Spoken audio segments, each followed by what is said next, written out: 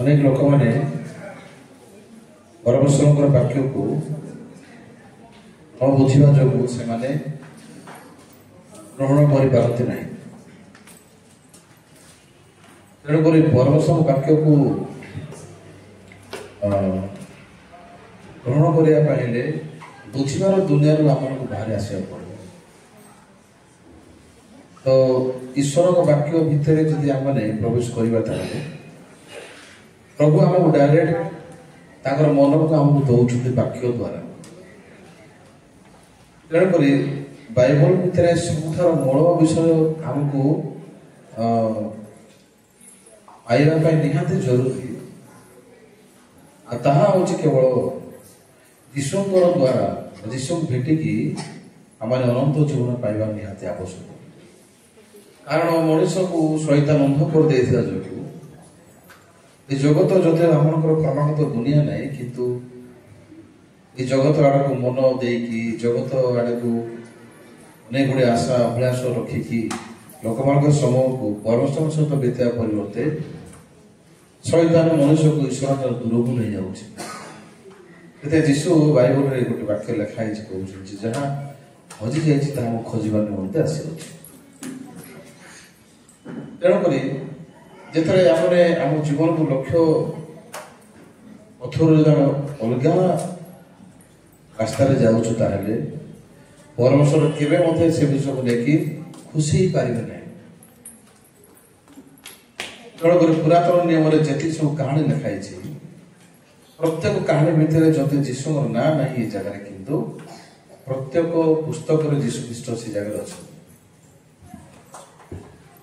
ତେଣୁକରି ବାଇବଲ ଖୋଲିଲେ ଆମେ ଯୀଶୁଙ୍କୁ ଭେଟି ପାରିବା। ପ୍ରତ୍ୟେକ ବାକ୍ୟରେ ଆମେ ପ୍ରଭୁଙ୍କର ହୃଦୟକୁ ଆମେ ମିଶି ପାରିବା। ତ ପୁରାତନ ନିୟମ ଆଉ ନୂତନ ନିୟମ ମଝି ଭିତରେ ଯଦି ଆମେ ଦେଖିବା ତାହେଲେ ଯୀଶୁଙ୍କର ଜଗତକୁ ଆଗମନ ପୂର୍ବରୁ 700 ବର୍ଷ ପୂର୍ବରୁ ଯିଶା ଭବିଷ୍ୟଦ୍ବକ୍ତା ଯୀଶୁଙ୍କ ବିଷୟରେ ସେ ଭବିଷ୍ୟବାଣୀ କହିଥିଲେ ନା ନାଇଁ। ତ ଲୋକମାନେ ଯେତେବେଳେ ବଞ୍ଚୁଛନ୍ତି ଜଗତରେ, ପରମେଶ୍ୱର ଯାହାକୁ ଅନୁଗ୍ରହ ଦିଅନ୍ତି ସେ ବ୍ୟକ୍ତି ପରମେଶ୍ୱରଙ୍କର ବାକ୍ୟକୁ ବିଶ୍ୱାସ କରିପାରିବ। ଏଇଟା ଏମିତି ନୁହେଁ ଯେ ମଣିଷ ଚେଷ୍ଟା କରିକି ନିଜର ବୁଦ୍ଧି ବଳରେ ନିଜର ଜ୍ଞାନ ଅନୁସାରେ ସେ ପରମେଶ୍ୱରଙ୍କ ବାକ୍ୟକୁ ସେ ବୁଝିପାରିବ କି ଗ୍ରହଣ କରିପାରିବ, ସେମିତି କଦାପି ନୁହେଁ। ଈଶ୍ୱରଙ୍କର ବାକ୍ୟ ଭିତରେ ଥିବା ଗୁଣ ରହସ୍ୟକୁ ଈଶ୍ୱରଙ୍କର ଆତ୍ମାଙ୍କ ଦ୍ୱାରା ହିଁ ଆମେ ଜାଣିପାରିବା। ତ ଯେତେବେଳେ ମୁଁ ଜୀବନ କାଳକୁ ଦେଖୁଛି, ସତରେ ଯୀଶୁ ଯଦି ମୋ ଜୀବନକୁ ଆସିନଥାନ୍ତେ ତାହେଲେ ମୁଁ କୋଉ ରାସ୍ତାରେ ମୁଁ ଯାଇଥାନ୍ତି, ମୁଁ କଣ କରିଥାନ୍ତି, ମୋର ଭବିଷ୍ୟତ କଣ ହେଇଥାନ୍ତା। କାରଣ ବାଇବଲ ଲେଖା ହେଇଛି ଯେ ମଣିଷର ଧ୍ୱଂସ କୋଉ ଜାଗାରେ ଅଛି। ମଣିଷର ଧ୍ୱଂସ କେ ମଧ୍ୟ ବାହ୍ୟ ଭାବରେ ସେ କିଛି ବିଷୟ ଭୁଲ କରିବା ଦ୍ୱାରା ହେଇନଥାଏ। ମଣିଷ ଯେତେବେଳେ ନିଜ ହୃଦୟରେ ନିଜ ଅନୁସାରେ ସେ ବଞ୍ଚୁଛି, ନିଜର ମାପଦଣ୍ଡରେ ସେ ସମସ୍ତ ବିଷୟକୁ ମାପୁଛି, ନିଜର ଠିକ ଚିନ୍ତା ଅନୁସାରେ ସେ ବଞ୍ଚୁଛି, ନିଜକୁ ବିଶ୍ୱାସ କରିବାର ମନକୁ ନେଇକି ସେ ଜୀବନଯାପନ କରୁଛି। ସେଥିପାଇଁ ପରମେଶ୍ୱରଙ୍କୁ ସେ ବିଶ୍ୱାସ କରିବା ପାଇଁ ସକ୍ଷମ ହେଇପାରୁନାହିଁ। ହେଲେ ବର୍ତ୍ତମାନ ଶୈତାନ ମଣିଷକୁ କଣ ବନେଇଛି? ଶୈତାନ ମଣିଷକୁ ପ୍ରଭୁଠାରୁ ଦୂରକୁ ନେବାର ଯୋଉ ମନ୍ତ୍ରଣ ଦେଉଛି ତାହା ମଣିଷର ଚେତାରେ ମଣିଷର ପାଇଁ ବହୁତ ସୁନ୍ଦର ଲାଗୁଛି। କିନ୍ତୁ ପରମେଶ୍ୱରଙ୍କର ହୃଦୟ ଅନୁସାରେ ଯଦି ଆମେ ଚିନ୍ତା କରିବା ତାହେଲେ ଆମେ କ୍ଲିୟରଲି ଗୋଟେ ବିଷୟକୁ ପାଇପାରିବା। କଣ ଯେ ଏ କାହାଣୀ ଦ୍ୱାରା ପ୍ରଭୁ ଆମ ସହିତ କଥା ହେବାକୁ ଚାହୁଁଛନ୍ତି, ଏ ବିଷୟ ଆଜି ଆମେ ଡିସ୍କସନ କରିବା ଆବଶ୍ୟକ। ପୁରାତନ କାଳରେ ଇସ୍ରାଏଲ ଦେଶର ଲୋକମାନେ ଯେଉଁ ସେମାନେ ଈଶ୍ୱରଙ୍କୁ ଭେଟିବାକୁ ଯାଉଥିଲେ, ପରମେଶ୍ୱର ସେମାନଙ୍କ ପାଇଁ ସମାଗମ ତମ୍ବୁ ତିଆରି କରିଥିଲେ। ଏ ସମାଗମ ତମ୍ବୁରେ କଣ ହଉଥିଲା? ଯୋଉ ଲୋକମାନେ ପାପ କରୁଥିଲେ ସେ ଲୋକମାନେ ଯାଇକି ସମାଗମ ତମ୍ବୁରେ ଛେଳି ବା ମେଷ ଧରିକି ଯାଉଥିଲେ। ଯଦି ଆପଣ ଲେବୀ ପୁସ୍ତକ 4 ପର୍ବର ବାକ୍ୟକୁ ଯୋଉ ଦେଖିବେ ତାର ସେ ଲେଖା ହେଇଛି ଯେ ଇସ୍ରାଏଲ ଦେଶରେ ସମାଗମ ଭିତରେ ଯେ ଗୋଟେ ଯାଜକକୁ ସେମାନେ ଭେଟିଯିବେ ଗୋଟେ ମେଷ ଧରି। ଏ ଯାଜକ କଣ କରିବ? ସେ ଯୋଉ ବଳି ହେବା ପାଇଁ ଯୋଉ ମେଷ ଆଣିଥିବ ସେ ମେଷକୁ ସେ କଣ କରିବ? ହତ୍ୟା କରିବ। ସମାଗମ ତମ ଭିତରେ କେତେଟା ସ୍ଥାନ ଗୁଡାକ ଥାଏ? ସମାଗମ ତମ ଭିତରେ ପ୍ରଥମେ ଦ୍ୱାର ଥାଏ। ହେଲେ ସମାଗମର ଗୋଟେ ହିଁ ଦ୍ୱାର ଯାହାକି ପ୍ରବେଶ। ଏ ଦ୍ୱାରା ପ୍ରବେଶ କଲା ପରେ ସିଧାସଳଖ ଆମେ ଦେଖିବା ତାହେଲେ ଯଜ୍ଞ ବିଧିକୁ ଆମେ ସାମ୍ନା କରୁ। ଯଜ୍ଞ ବିଧିରେ କଣ ହଉଥିଲା? ଯୋଉ ମେଷକୁ ହତ୍ୟା କରିବା ପାଇଁ ଯାଜକ ବ୍ୟବହାର କରିବ, ସେ ଯାଜକ ସେ ମେଷର ପ୍ରତ୍ୟେକ ରକ୍ତକୁ ସେ ଯଜ୍ଞ ବିଧିର 4ଟା ଶଙ୍ଖରେ ସେ ଲଗାଇବ। ତାପରେ ବର୍ତ୍ତମାନ ତାର ସବୁ ସେ ମେଷର ଚମଡ଼ା ମାଂସ ପ୍ରତ୍ୟେକ ଅଂଶ ସେ ବେଦୀରେ କଣ କରିବ? ପୁଡେଇବ। ତାପରେ ସେ ପବିତ୍ର ସ୍ଥାନ ଭିତରକୁ ସେ ଯିବ। এই ପ୍ରକାର ଭାବରେ ଲୋକମାନଙ୍କର ପାପରୁ ସେମାନେ କ୍ଷମା ପାଉଥିଲେ ଗୋଟେ ବର୍ଷ ପାଇଁ। କିନ୍ତୁ ଲୋକମାନେ এই ବିଷୟ ଦ୍ୱାରା କେ ମଧ୍ୟ ସବୁଦିନ ନିମନ୍ତେ ଅନନ୍ତକାଳୀନ ନିମନ୍ତେ ମୁକ୍ତି ସେମାନେ ପାଇପାରିଲେ ନାହିଁ। ସେଥିପାଇଁ ଲୋକମାନେ ଚିତ୍କାର କଲେ ପ୍ରଭୁଙ୍କ ସାମ୍ନାରେ, କଣ ବୋଲି? ଆମକୁ ମସିହାଙ୍କୁ ଦିଅ, ମସିହାଙ୍କୁ ଦିଅ ବୋଲି। ଏ ସମୟରେ ଏଇ ଯୋଉ ସମାଗମ ତମରେ ପରମେଶ୍ୱରଙ୍କୁ ଭେଟିବା ପାଇଁ ଯୋଉ ଲୋକମାନେ ଯାଉଥିଲେ, ତ ସ୍ୱତନ୍ତ୍ର ଭାବରେ ଏଇ ଯୋଉ ଯାଜକ ମାନେ ନିଯୁକ୍ତି ପାଇଥିଲେ। ଏ ଯାଜକ ମାନଙ୍କର କାମ କଣ? ଏ ଯାଜକର କାମ ହଉଛି ଗୋଟେ ପାପୀର ପାପ କ୍ଷମା କରିବାର କାର୍ଯ୍ୟ କରନ୍ତି। ପ୍ରଭୁ ଯାକବଙ୍କର ପୁତ୍ର ଭିତରେ ଜଣକୁ ସେ ବାଛିଲେ ଯାଜକ ବଂଶ କରିବା ପାଇଁ। ପୁତ୍ରର ନାଁ କଣ ଜାଣିଛନ୍ତି? ଲେବିକୁ ବୁଝେ। ଲେବି ଦ୍ୱାରା ଲେବୀୟ ବଂଶ ଉତ୍ପନ୍ନ ହେଲା ଯାଜକ ବଂଶ। ଏ ଯାଜକ ମାନଙ୍କର କାମ କଣ? ସେମାନେ ସମାଗମ ଭିତରେ ଲୋକଙ୍କ ପାପ କ୍ଷମା କାମ କରିବା ପାଇଁ କାମ କରିବେ। ଏମାନେ ପାପ କ୍ଷମା ଦେବେ ନାହିଁ, କିନ୍ତୁ ଏମାନେ ପାପ କ୍ଷମା ପାଇବା ପାଇଁ ଯୋଉ ନିୟମ ପ୍ରଭୁ ଦେଇଥିଲେ ସେ ନିୟମ ଅନୁସାରେ ସେମାନେ କାମ କରିବେ। ଛେଳି ଆଣିବ ଗୋଟେ ପାପୀ, ଛେଳିର ମସ୍ତକ ଉପରେ ଟିକେ ପିପିଟି ହବ କି?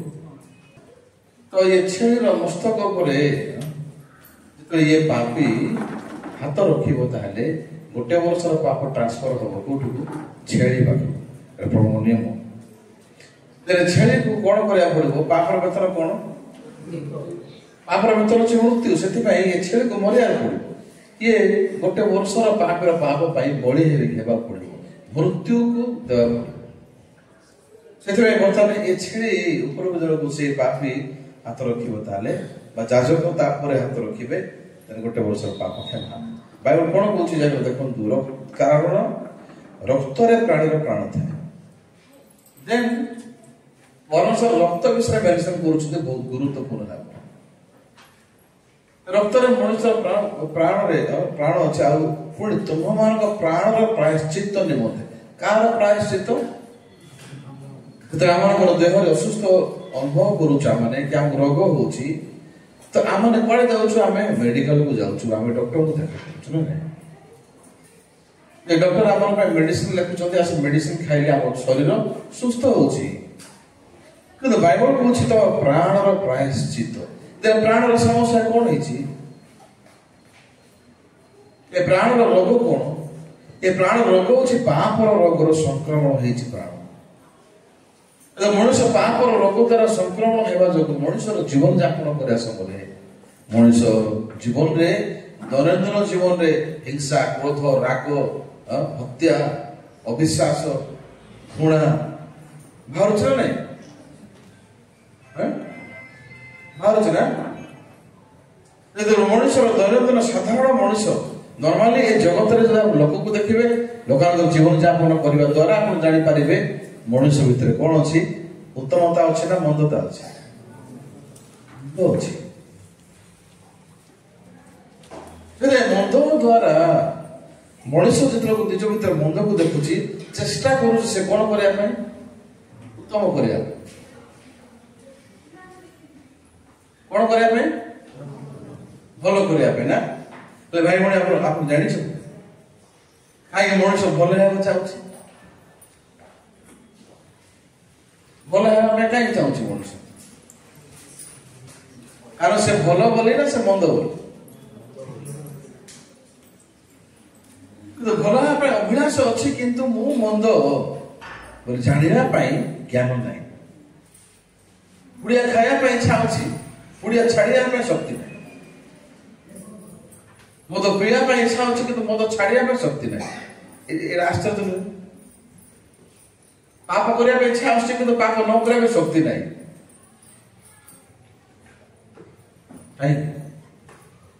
ବାଇବଲ କହୁଛି ଯେ କଣ ବୋଲି? ମଣିଷ ମାଂସ ମାତ୍ର ହେଲା। ଆଦମ ହବା ଯୋଉ ଫଳ ଖାଇଲେ ସେ ସମୟରେ ମଣିଷ ଭିତରେ ପାପ ପ୍ରବେଶ କଲେ। ସେଥିପାଇଁ ସେ ପାପ ନିମନ୍ତେ ମଣିଷ ପୁରାତନ କାଳ ସମୟରେ ଇଏ କଣ କରିବ? ଇଏ ବଳି ଉତ୍ସର୍ଗ କରିବା ପାଇଁ ସବୁ ଧରିକି ଯିବ। ଆଉ ବାଇବଲ କହୁଛି କଣ ବୋଲି? ପ୍ରାଣର ନିମନ୍ତେ ପ୍ରାୟଶ୍ଚିତ କରିବାକୁ ଆମେ ତାହା ବେଦୀ ଉପରେ ଦେଇଛୁ। କୋଉ ଉପରେ ଦେଇଛୁ? ବେଦୀ ଉପରେ। କଣ ଦେଇଛନ୍ତି? ସମସ୍ତେ କୁହନ୍ତୁ କଣ ଦେଇଛନ୍ତି? ବେଦୀରେ ପ୍ରଭୁ କଣ ଦେଇଛନ୍ତି? ଚିକେନ ନା ମଟନ? କୁହନ୍ତୁ। ବାକ୍ୟ ଶୁଣୁଛନ୍ତି ନା ଆପଣ? ଭଲରେ ପରମେଶ୍ୱର ପ୍ରାଣକୁ ପ୍ରାୟଶ୍ଚିତ କରିବା ପାଇଁ ବେଦୀରେ କଣ ଦେଇଛନ୍ତି? ରକ୍ତ ଦେଇଛନ୍ତି। ଠିକ ଅଛି। ତାପରେ କଣ ଲେଖା ହେଇଛି? ଯେହେତୁ ପ୍ରାଣର ଗୁଣରେ ରକ୍ତ ହିଁ ପ୍ରାୟଶ୍ଚିତ କରଇ। ତାର ଅର୍ଥ ଆପଣଙ୍କ ପ୍ରାଣକୁ ସଫା କରିବା ପାଇଁ। ପ୍ରାଣର ରୋଗ କଣ ଜାଣିଛନ୍ତି? ମ୍ୟାଲେରିଆ ନାହିଁ, ଟାଇଫଏଡ୍ ନାହିଁ, ନିମୋନିଆ ନାହିଁ, କିଡନୀ ଫେଲ୍ ସମସ୍ୟା ନାହିଁ, ବିପି ନାହିଁ, ସୁଗର ନାହିଁ। କଣ ନାହିଁ? ହଁ, ଅବଭିୟସଲି ପାପ। କିନ୍ତୁ ସବୁଠୁ ବୁଝିବା ପାଇଁ ଦରକାର ଆପଣ କଣ? ନିଜକୁ ଦୋଷୀ କରିବାର ରୋଗ। ଶୈତାନ କଣ କରେ? ଦୋଷୀ କରେ ନା ଦୋଷରୁ ମୁକ୍ତ କରେ? ମତେ କୁହନ୍ତୁ। ଯୀଶୁ କଣ କରନ୍ତି? ଦୋଷ କରନ୍ତି ନା ଦୋଷରୁ ମୁକ୍ତ କରନ୍ତି? ଯୀଶୁଙ୍କର ଶକ୍ତି ଦୋଷରୁ ମୁକ୍ତ କରିବା। ଶୈତାନ କଣ କରୁଛି? ଦୋଷୀ କରୁଛି। ଏଟା ପ୍ରତ୍ୟେକ ଲୋକମାନେ ନିଜର ବ୍ୟବହାର ଦେଖିକି, ନିଜର କାର୍ଯ୍ୟକୁ ଦେଖିକି ନିଜକୁ ଦୋଷୀ କରୁଛନ୍ତି। ଆଉ ମୁଁ ଜଣେ ପାପୀ, ମୁଁ ଜଣେ ଅଧାର୍ମିକ। କିନ୍ତୁ ମୁଁ ଜଣେ ପାପୀ ଆଉ ଅଧାର୍ମିକ ଯଦି ଜାଣିଲା ମଣିଷ, କଣ୍ଟିନ୍ୟୁ ସେମିତି କାହିଁ ବଞ୍ଚୁଛି? ମୁଁ ଯଦି ଜାଣିଲି ମୁଁ ପାପୀ, ତାହେଲେ ପାପରୁ ମୁକ୍ତି ପାଇବା ପାଇଁ କଣ କରିବା ପାଇଁ ପଡିବ? ନିଜେ କହୁଛନ୍ତି ଲୋକମାନେ ଯୀଶୁ ହିଁ ମୁକ୍ତିଦାତା, ଯୀଶୁ ହିଁ ତ୍ରାଣ କର୍ତ୍ତା କହିକି ନିଜେ ଚେଷ୍ଟା କରୁଛୁ ଭଲ କାମ କରିବେ। ଏଟା ବହୁତ ଆଶ୍ଚର୍ଯ୍ୟ ନୁହେଁ? ଯୀଶୁଙ୍କ ପାଖରେ ଉଦ୍ଧାର ଅଛି, ଯୀଶୁଙ୍କ ପାଖରେ ପରିତ୍ରାଣ ଅଛି ବୋଲି କହୁଛନ୍ତି, ଇଆଡେ ନିଜେ ଚେଷ୍ଟା କରୁଛନ୍ତି ଦର୍ଶାଜ୍ଞା ମାନିବା ପାଇଁ, ନିଜେ ଚେଷ୍ଟା କରୁଛନ୍ତି ଭଲ ହେବା ପାଇଁ। କାହିଁକି? ଏଇ ଜାଗାରେ ଆପଣ ସ୍ପଷ୍ଟ ଭାବରେ ବୁଝିବାକୁ ପଡିବ ଯେ ମଣିଷ ଉତ୍ତମତା ଦ୍ଵାରା, ମଣିଷ ନିଜର କାର୍ଯ୍ୟ ଦ୍ଵାରା କେବେ ମଧ୍ୟ ସ୍ୱର୍ଗକୁ ଯାଇପାରିବ କି? ଆମେରିକାକୁ ଦିଟା ରାସ୍ତା ଅଛି ଯିବା ପାଇଁ। ହେଲା, ମୁଁ ଆପଣ ପଚାରେ, ଆମେରିକାକୁ ଯିବା ପାଇଁ ଦିଟା ରାସ୍ତା ଅଛି। ଠିକ ଅଛି, କେତେଟା ରାସ୍ତା ଅଛି? ଦିଟା। ଦିଟା ଭିତରେ ଗୋଟେ ଆପଣଙ୍କୁ ବାଛିବାକୁ ପଡିବ। ମୁଁ ପଚାରିବି, ଦିଟା ରାସ୍ତା ଦେବି ଫ୍ରି, ଦିଟା ଯାକ ଫ୍ରି। ଗୋଟେ ହଉଛି ଉଡାଜାହାଜରେ ବସିକି ଯିବେ ଆମେରିକା, ଟିକେଟ ଫ୍ରି ମିଳିବ। ଦ୍ୱିତୀୟ ରାସ୍ତା ହଉଛି ଚାଲି ଚାଲି ଯିବେ। କୋଉଟା ଆପଣ ବାଛିବେ? ଚାଲି ଚାଲି ଯିବାଟା ବାଛିବେ। ସ୍ୱର୍ଗକୁ ଯିବା ପାଇଁ ଗୋଟେ ରାସ୍ତା ହଉଛି ଯୀଶୁଙ୍କ ଦ୍ଵାରା, ଆଉ ଗୋଟେ ରାସ୍ତା ହଉଛି ବ୍ୟବସ୍ଥା ଦ୍ଵାରା। ହେଲେ ବ୍ୟବସ୍ଥା ଦ୍ଵାରା ଯୋଉମାନେ ସ୍ୱର୍ଗ ରାଜ୍ୟକୁ ଯିବା ପାଇଁ ଚାହୁଁଛନ୍ତି, ସେମାନେ କେବେ ମଧ୍ୟ ସ୍ୱର୍ଗକୁ ପହଞ୍ଚି ପାରିବେନି। କାହିଁ ଜାଣିଛନ୍ତି? ବ୍ୟବସ୍ଥା ମାନୁ ମାନୁ ତାଙ୍କର ଜୀବନ ସରିଯିବ, ପାପ ପରିତ୍ରାଣ ପାଇପାରିବେ। 613ଟା ବ୍ୟବସ୍ଥା ଅଛି ବାଇବଲରେ। କେତେଟା? 613ଟା। 613ଟା ଭିତରେ 612ଟା ମାରିକି ଯଦି ଗୋଟେ ଭାଙ୍ଗିଦବ ବୋଲେ ଆଉ ଥରେ ଷ୍ଟାର୍ଟ ହେବ। 613ଟା ବ୍ୟବସ୍ଥା ଭିତରେ ଆପଣ ନିଜକୁ ପଚାରନ୍ତୁ କେତେଟା ବ୍ୟବସ୍ଥା ମାନି ସାରିଲେଣି? ଏମିତିକାର ବ୍ୟବସ୍ଥା ଅଛି ଯାହା ଦେଖିଲେ, ସେ ବ୍ୟବସ୍ଥା ବିଷୟରେ ଦେଖିଲେ ମନ ଖରାପ ହେଇଯିବ। ଦିଟା ମିଶ୍ରିତ ସୂତାରେ ତମେ ବସ୍ତ୍ର ପିନ୍ଧିବ ନାହିଁ, ପିନ୍ଧିଲେ ବୋଲି ନର୍କ ଯିବ। ଏଟା ବ୍ୟବସ୍ଥା। ତମର ଜମିରେ ଯୋଉ ମଞ୍ଜି ବୁଣୁଛ, ସେ ମଞ୍ଜି ତା ପର ବର୍ଷ ହିଁ ବୁଣିବ। ଅଲଗା ମଞ୍ଜି ବୁଣିବ, ସେ ଜମିରେ ନର୍କକୁ ଯିବ। ଭାଇକୁ ଯଦି ହୃଦୟରେ ଘୃଣା କଲେ, ନର୍କକୁ ଯିବ। भाई को हृदय घृणा करवाटा जहाँ हत्या करवा ताहा प्रशांत तोर भाई अच्छा नहीं अच्छा एथर हत्या कर हृदय तबे नरक को पकाई के आउथर काढी के आउथर पकाई के आउथर काढी के पकेले मध्य सरे माने हेती तू हत्या करथि भाई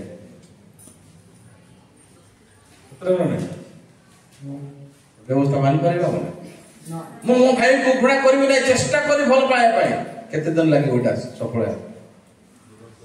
एरे घृणा ऑलरेडी करि सारि छले से पार्ट को केंति संशोधन करिवे एबे घृणा कला पर चेष्टा करिबा घृणा न करिया पाए एरे घृणा जो कर देइ छथि से तो केंति मुक्ति पाइबा ऑलरेडी ई पारिबो व्यवस्था प्रभु केबे मध्य हमकु स्वर्ग को जीवा पे देना व्यवस्था द्वारा बाइबल को से बेदी ऊपर मु रक्त देछि आ से प्राणर प्रायश्चित पे देछि तणु कर हमर प्राणर प्रायश्चित केवल रक्त द्वारा हो आमेन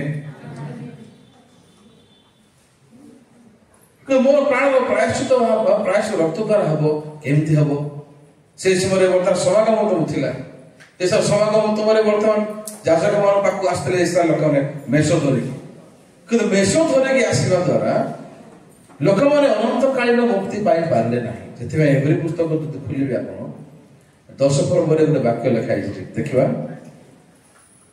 एवरी 10 पर्व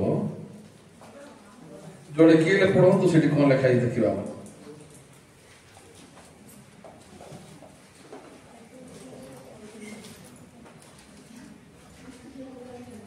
10 पर्वर 4 पद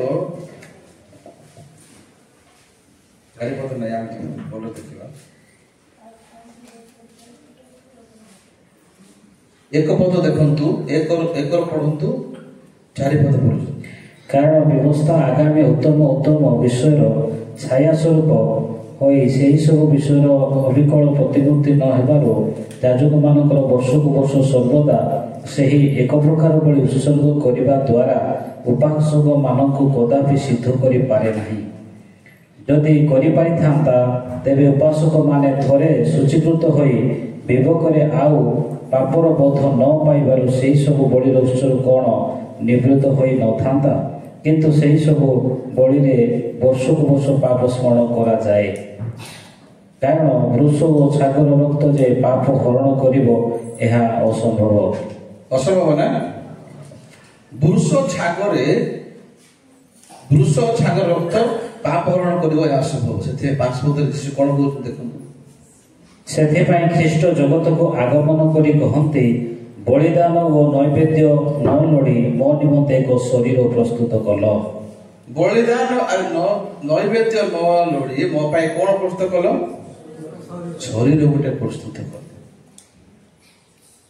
ए शरीर कहार ए शरीर होछि यीशुकर शरीर ना नै ता तळे को लिखाइ छै होम बलि ओ पापार्थक बलि रे तुमरो संतुष्ट हेला नाही सेते बेले मु कहली देखो शास्त्र रे मो विषय रे लिखा अछि हे ईश्वर तुमरो इच्छा साधन करबा को मु आसी अछि एबे यीशु कहउछंती तुमरो इच्छा साधन करबा निमंते मु आसी अछि मु माने के जगह यीशु ख्रीष्ट रे यीशु ख्रीष्ट कार इच्छा साधन करबा आसी ईश्वर को इच्छा कोन जे ब्राह्मण पुत्र को दर्शन करी कोन प्राप्त हेबा पुत्र को दर्शन करी ताहडा विश्वास करी कोन प्राप्त हेबा अनंत जीवन प्राप्त हेबा एहा ही पितांकर इच्छा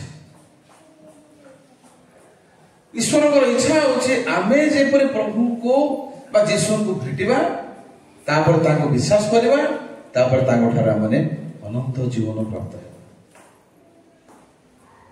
वर्तमान आमे जगत रे शेष मुहूर्त पहुंची अछि यदि आप देखिबे एटा 2025 मसिया चली ना देन बाइबल रो संख्या अनुसार समय अनुसार परमेश्वर षष्ठ दिन पर सृष्टि कले षष्ठ दिन पर सप्तम दिन प्रभु कोन कले समस्त कार्य विश्राम कले लिखाइ छै ना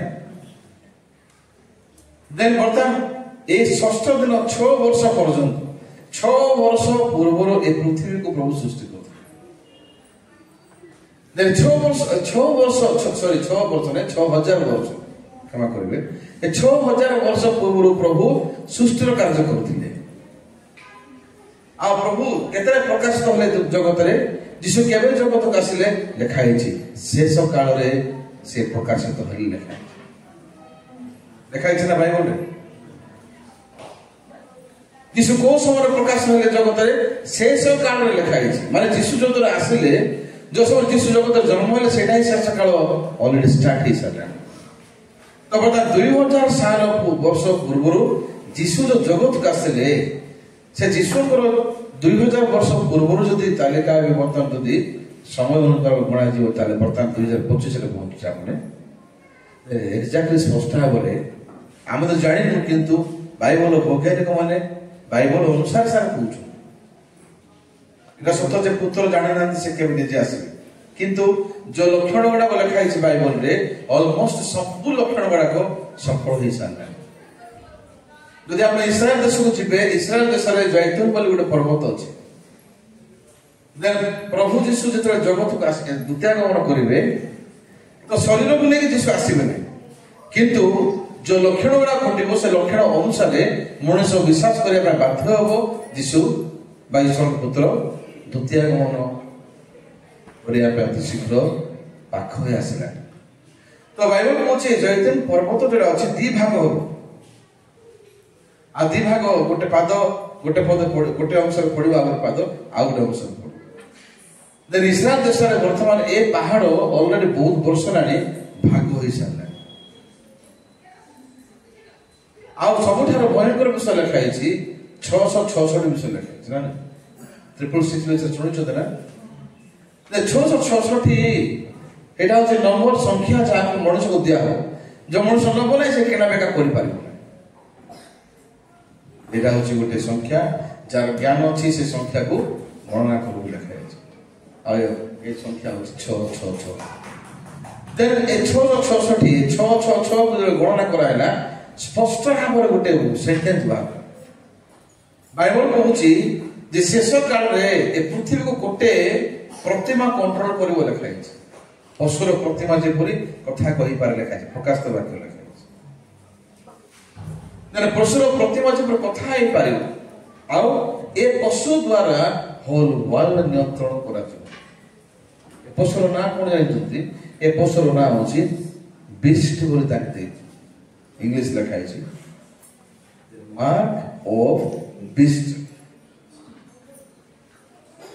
ବହୁତ ବର୍ଷ ପୂର୍ବରୁ ଯେତେବେଳେ ଜିହୁଦୀୟ ମାନେ ଇସ୍ରାଏଲକୁ ଛାଡ଼ିକି ସେମାନେ ସିଫ୍ଟ ହେଇଗଲେ ଅଧିକାଂଶ ଜିହୁଦୀ ମାନେ ଜିଉସ୍ ମାନେ ଆମେରିକାକୁ ଆମେରିକାରେ ଜିହୁଦୀ ମାନଙ୍କର ଟଙ୍କାରେ ଆମେରିକା ବହୁତ ଧନୀ ହେଇଗଲା ଆପଣ ଜାଣିଛନ୍ତି ଆମେରିକାର ଟଙ୍କାର 70% ଟଙ୍କା ହେଉଛି ଜିହୁଦୀ ମାନଙ୍କ କିନ୍ତୁ ବର୍ତ୍ତମାନ ଅଲମୋଷ୍ଟ ଜିହୁଦୀୟ ଲୋକମାନେ ଆମେରିକାକୁ ଛାଡ଼ିକି ସେମାନେ ୟୁରୋପକୁ ଯିବା ପାଇଁ ସେମାନେ ସିଫ୍ଟ ହଉଛନ୍ତି ୟୁରୋପରେ ଗୋଟେ କମ୍ପ୍ୟୁଟର ତିଆରି କରୁଛନ୍ତି 1997 ଟାଇମ୍ରୁ ହିଁ ଆମେ ଶୁଣିକି ଆସୁଛୁ ୟୁରୋପରେ ଗୋଟେ କମ୍ପ୍ୟୁଟରକୁ ତିଆରି କରୁଛନ୍ତି ସେମାନେ ଅଲମୋଷ୍ଟ ତିଆରି କରିସାରିଲେଣି ସେ କମ୍ପ୍ୟୁଟର ନାଁ ହେଉଛି ବିଷ୍ଟ ବୋଲି ଦେଇଛନ୍ତି ମାନେ ପଶୁ ଏ କମ୍ପ୍ୟୁଟରରେ କ'ଣ କରାହବ ଯେମିତି ଆପଣଙ୍କର ଫୋନରେ କମ୍ପ୍ୟୁଟର ଆମର ସବୁ ମେମୋରି ରହୁଛି ନା ନାଇଁ ସବୁ ଫଟୋ ଭିଡିଓ ଫାଇଲ ଗୁଡାକ ସବୁ ରହୁଛି ଷ୍ଟୋର କରିକି ନା ଯଦି ଆପଣ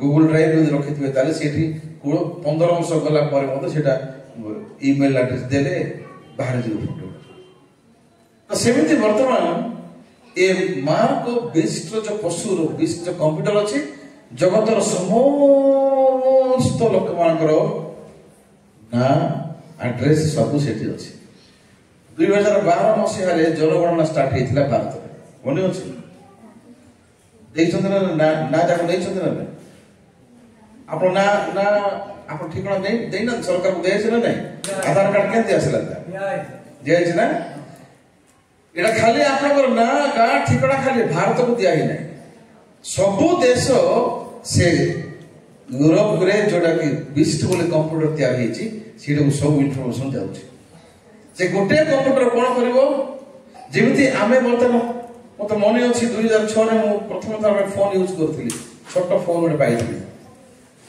दुटा फोटो लोड कले मेमोरी फुल बोली आसला कहीं 2 MB रो मेमोरी से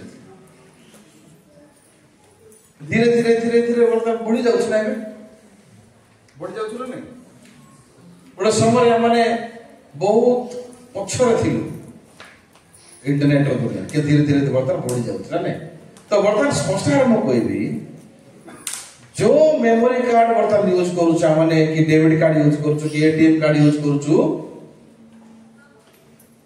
परवर्ती समय नहीं अति शीघ्र आपनकर पॉकेट रे एटीएम कार्ड दरकार पड़िबो नै रखिया पे कि आपन डेबिट कार्ड दरकार पड़िबो नै कि पैसा रखिया दरकार नै आपन को से सब तो चिप कर दिया छोट मेमोरी सेटा सरिसो ठु अधिक आडी छोट इटा जगह दिया हम लिखाई छै बाइबल गोटे कपाळ रे नले हाथ रे आई ए चिप रे कपाळ वाले हाथ दीटा ही गोटे जगह सदा बेले सूर्य किरण पड़बो बा तो एटा होची गोटे सोलार रु रिचार्ज होती देरे चिप रे आपन ब्लड ग्रुप आपन राशन कार्ड नंबर आपन वोटर आईडी नंबर आपन पैन कार्ड नंबर आपन सैलरी सब इनफॉरमेशन सब से जगह थी जदि हम बाजार जीवे गोटे प्रोडक्ट जदि किणुछन ताले शॉपिंग मॉल मान कोन कोन से मान बार कोड रे से स्कैन करे से पैसा जाको बाहर जेते पैसा देन आप कार्ड देले पिन दे देले से पैसा कट जाउछ तो बर्तन एबे आसी दरकार पड़ो डायरेक्ट से कोन करबे स्कैन आपन कपाल रे स्कैन करबे लाल कलर रेजर लाइट आपन स्कैन करबो आपन कपाल रे आउ सेटा कोन हबो आपन चिप रे पैसा थिबाटा कटि जिवो आउ दरकार पड़ो नै पैसा दे एटा काहे कि बर्तन करूची दुनिया जानि चलती अपराध जेपरी कमी जिवो तो जो लोक माने कपाल रे केबा दक्षिण हस्त रे ए चिप नेबे से माने रूपांतरित तो होई पारिबे नै हम के तो कहू देखो देखो आसुछ ना ए मोर शरीर हेबो रूपांतर को शरीर रूपांतर मोर शरीर रूपांतर हबो मोर थिया लोक आउथर उठिबे ना नै 7 वर्ष पर्यंत मध्य आकाश रे जीशुकर धार्मिक मान सहित मिलन हबो जीशुकर प्रथम आगमन रे जीशु ख्रीष्ट जगत को शरीर लेके आस्ते कि द्वितीय आगमन जीशु से समान शरीर लेके आसीबे नै जीशु पवित्र आत्मा द्वारा मध्य आकाश को से आसीबे मध्य आकाश को समस्त पुनर्जन्म ख्रिस्टियन जो धार्मिक माने से माने रूपांतरित हेबे किंतु एम रूपांतरित होला परे प्रथम 3.5 वर्ष धरि कि 3 वर्ष अधा एमनकर विचार की विचार धार्मिक हमर विचार कोन हबो धार्मिक हमर विचार होचे केमिते से माने परित्राण पाइला पर धार्मिक होला परे प्रभु सहित जड़ित होई पहुंची अछि प्रभु से जाकर विचार करबे आत्मिक जीवन केमिति बंचिछ आ बाकी 3.5 वर्ष जीशु ख्रीष्ट सहित धार्मिक मानकर मिलन हबो विवाह उत्सव मंडली होची कन्या ना जीशु होची बोल ना जानि छथि ना केते टोटल केते वर्ष है 7 वर्ष से 7 वर्ष ये जगत रे युद्ध हबो अर्मागदन युद्ध लिखाई छै बर्तमान बाइबल रे अर्मागदन युद्ध बोली एटा बाइबल कहूची किंतु पृथ्वी रे ए युद्ध को कोन बोली कहबो दुनिया जानि छथि आज तुमके महाविश्व वर्तमान प्रत्येक देश निज निज देश को व्यक्तिगत से माने निज शक्तिशाली बनया चेष्टा करूछ प्रत्येक देश चाहूची निज पाखरे परमाणु बम रखिया तो एबेर कथा नै मु जानि आपण जानि छ जॉर्ज बुश अमेरिका प्रेसिडेंट थिले छ आपण जानि छ जॉर्ज बुश अमेरिका प्रेसिडेंट थिले को ईयर जानि छ को वर्ष रे ऑलमोस्ट 1900 साल 2001 में पूर्व तो मते मने अछि जेतलो को अफगानिस्तान इराक अमेरिका को अटैक कला 2001 मसिया लोक किए से तारना कोन लादेन वर्ल्ड ट्रेड सेंटर को क्रॉस कला ना अटैक कला से इस बार जॉर्ज बुश थिला प्रेसिडेंट थिला तो ଏ ସମୟରେ ସେ ଗୋଟେ ପ୍ରେସ୍ କନଫରେନ୍ସରେ ସେ ଇଣ୍ଟରଭ୍ୟୁ ଦଉଥିଲେ, କହୁଥିଲେ if we want within 1 second we can destroy this world because we have nuclear power ବୋଲି ଏକ ସେକେଣ୍ଡରେ ଆମେ ପୃଥିବୀକୁ ଧ୍ୱଂସ କରିଦେବୁ, ସେତିକି ପାୱାର ଅଛି ଆମର କହୁଥିଲେ। କାହିଁକି? ଆମର ନ୍ୟୁକ୍ଲିୟର ବମ୍ ଅଛି। 1945 ମସିହାରେ ଜାପାନର ହିରୋସୀମାରେ ଆମେରିକା ଗୋଟେ ଛୋଟ ବମ୍ ପକେଇଥିଲା। ସେ ବମ୍ର ନାଁ ହେଉଛି ଲିଟିଲ ବୟ। ଲିଟିଲ ମାନେ ଛୋଟ, ଠିକ ଅଛି। 1945 ମସିହାରେ ଆଖି ମୁଜି 1945 ତ ଯିବା ନିଜକୁ ପାଇବା ଆପଣଙ୍କର ଆମେ ଆନନ୍ଦ ଭାଇ କେମିତି ଦେଖାଉଥିବ, ଏମିତି ଜିନ୍ ପ୍ୟାଣ୍ଟ ପିନ୍ଧିଥିବ।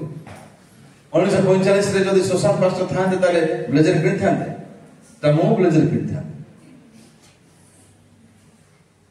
ଧୋତି ପିନ୍ଧିକି ଥାନ୍ତୁ, ଲୁଙ୍ଗି ପିନ୍ଧିବି, କିଏ ଜାଣିଛି ପଥର ହେଲେ ପିନ୍ଧିଥାନ୍ତୁ। 1945 ମସିହାରେ ରତନରେ କେମିତି ଲୋକ ଥିବେ ଆନନ୍ଦ ଭାଇ ପଚାରିବ ତା ଯାଇକି। ଭାବନ୍ତୁ 1945 ମସିହାରେ ଏତିକି ଅନଡେଭଲପ ସ୍ଥିତିରେ ଗୋଟେ ବମ୍ ପକେଇଥିଲା ଆମେରିକା ଲିଟିଲ ବୟ, ଆଜି ପର୍ଯ୍ୟନ୍ତ ସେ ଜାଗାରେ ଘାସ ଉଠୁନାହିଁ। ତା ସହିତ ଯେ ଛୁଆମାନେ ଜନ୍ମ ହଉଛନ୍ତି ସେ ଏରିଆରେ କାହାର ଗାଲରେ ଗୋଟେ ହାତ ବାହାରେ ଥାଉଛି, ପିଠି ଆଡୁ ଗୋଟେ ଗୋଡ ବାହାରେ ଥାଉଛି, ନାକ ଏପଟେ ଥାଉଛି, ଆଖି ଆଉ ଏପଟେ ଥାଉଛି। ଯଦି ପିଲା ଜନ୍ମ ହେଲେ ଖୁସି ଲାଗିବ। ବିଷାକ୍ତ କେମିକାଲ ସେ ବମ୍ ଭିତରେ ଆମେରିକା ଦେଇକି ପକେଇଥିଲେ। ତେବେ କେତେ ଏଟା 2025 କେତେ ହାଇଲି ରେପିଡଲି ଟେକ୍ନୋଲୋଜି ଗ୍ରୋଥ ଡେଭଲପ ହେଇଛି ନା ନାଇଁ। ବର୍ତ୍ତମାନ ଏ ସବୁ ଯୋଉ ବମ୍ ବନଉଛନ୍ତି, ଏ ସବୁ ବମ୍ର ଅଧିକାଂଶ ମାତ୍ରାରେ ଏ ବମ୍କୁ ବିଷାକ୍ତ ଏଫେକ୍ଟେବଲ ମାନେ ବହୁତ ପାୱାର ଦେବା ପାଇଁ କଣ ସବୁଠୁ ବ୍ୟବହାର ଜାଣିଛ? ୟୁଜ ୟୁରାନିୟମ ବୋଲି ଗୋଟେ କେମିକାଲ ଅଛି। କଣ? ୟୁରାନିୟମ କେମିକାଲରେ ବମ୍ ବନାଯିବା ପାଇଁ ପ୍ରଥମ କଣ୍ଡିସନ। କିନ୍ତୁ 100 ବର୍ଷର ଉର୍ଦ୍ଧ୍ୱ ହେଲାଣି ଗୋଟେ ଜାଗାରେ ୟୁରାନିୟମର ନଦୀ ଅଛି, ପୋଖରୀ ଅଛି। 100 ବର୍ଷ ପର୍ଯ୍ୟନ୍ତ ଏ ଜାଗାରେ ଏ ୟୁରାନିୟମକୁ ନେବା ପାଇଁ କୌଣସି ଦେଶ ସକ୍ଷମ ହୋଇପାରୁନାହିଁ। କୋଉଠି ଅଛି ଏଇଟା ଜାଣିଛନ୍ତି? ଇସ୍ରାଏଲରେ ଅଛି। ଇସ୍ରାଏଲ ହେଉଛି ବହୁତ ଛୋଟ ଦେଶ, କିନ୍ତୁ ଆଜି ପର୍ଯ୍ୟନ୍ତ ଇସ୍ରାଏଲକୁ କୌଣସି ସ୍ପଷ୍ଟ ଭାବରେ ଏ କାରଣ ଯୋଗୁଁ ୟୁରାନିୟମକୁ ଚୋରେଇବା ପାଇଁ ପାରୁନାହାନ୍ତି। କାହିଁକି? ଇସ୍ରାଏଲ ହେଉଛି ପ୍ରଭୁଙ୍କର ମନୋନୀତ ଦେଶ। କିନ୍ତୁ ବାଇବଲ କହୁଛି ଯୋଉଦିନ ସମଗ୍ର ଦେଶ ଜଗତର ସମସ୍ତ ଦେଶ ଏକ ହବ ଆଉ ଇସ୍ରାଏଲକୁ ଆଟାକ୍ କରିବେ, ସେମାନେ ଲେଖା ହେଇଛି। ଏ ସମୟ କଣ ହବ? 666 କୁ ଯେତେବେଳେ ପ୍ରାକ୍ଟିକାଲି ସେମାନେ କପାଳରେ ଦେବା ପାଇଁ ଆରମ୍ଭ କରିବେ, ତା ପୂର୍ବରୁ ପୁନର୍ଜନ୍ମ ଖ୍ରୀଷ୍ଟିଆନ ମାନେ ରୂପାନ୍ତରିତ ହେଇଯିବ, ମଣ୍ଡଳ ରେପଚର ହେଇଯିବ। ମଣ୍ଡଳର କାନ୍ଥ ବାଡ଼ା ଥିବ, ଝରକା ଥିବ, କବାଟ ଥିବ, ଦାରିବାଡ଼ି କୁତୁବାଡ଼ିରେ। ଆରେ ଏଇଠି ଗୋଟେ ପାଷ୍ଟର ଥିଲେ, ଏଇଠି ଗୋଟେ ଡିକନ ଥିଲେ, ଏଇଠି ଗୋଟେ ଏଲ୍ଡର ଥିଲେ, ଏଇଠି ଗୋଟେ ଭାଇ ଭଉଣୀ ଥିଲେ, ରବିବାର ସାରା ଚର୍ଚ୍ଚ ଯାଉଥିଲେ, ସୁସମାଚାର ପ୍ରଚାର କରୁଥିଲେ, ଆମେ ତୁଚ୍ଛୀକୃତ କରୁଥିଲେ। ଏତେ ସବୁ ଜିନିଷ କ୍ଲିୟରଲି ଦେଖିବେ ସେମାନେ, ସତ କୋଟା ସବୁ ଟ୍ରୁଥକୁ ରିଆଲାଇଜ କରିବେ। କିନ୍ତୁ ସମୟ ବହୁତ ବିଳମ୍ବ ହୋଇଯାଇଥିବ। ୱାନ୍ସ ଯଦି ରେପଚରିଂ ହେଇଗଲା, ଆଉ ଯୋଉ ଲୋକ ରହିଯିବେ ସବୁ ଲୋକ ସେମାନେ ଅର୍କକୁ ଯିବେ। କିନ୍ତୁ ସେ ସମୟରେ ଆଉ କେତେ ଲୋକ ରହିବେ? ଏଠି ବାଳକମାନେ ରହିବେ, ଯେଉଁମାନେ ଆହୁରି ଶେଷ ପ୍ରଚାର କରିବେ ସେମାନେ, ଆଉ ସେମାନଙ୍କର ବାଳକମାନଙ୍କର ବେକ କାଟିବେ ଜଗତରେ। ସେମାନେ ତାଙ୍କ ପାଇଁ ସ୍ୱତନ୍ତ୍ର ପୁରସ୍କାର ପ୍ରଭୁ ସ୍ୱର୍ଗରୁ ଦେବେ। ମୁଁ ଜାଣିନି କୋଉ ପାଷ୍ଟର ସେ ହେଇଥିବ, ପାଷ୍ଟର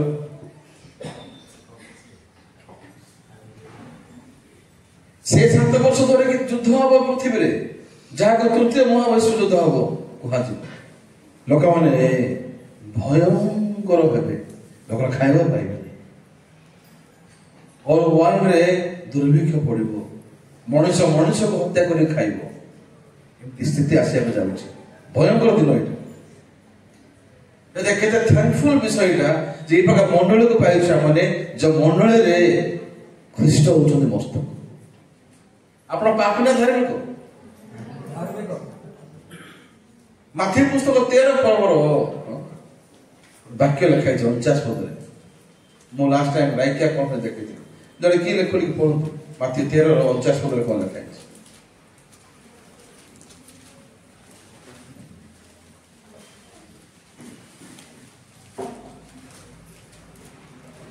ଯୁଗାନ୍ତ ସମୟରେ ସେହିପରି ଘଟିବ।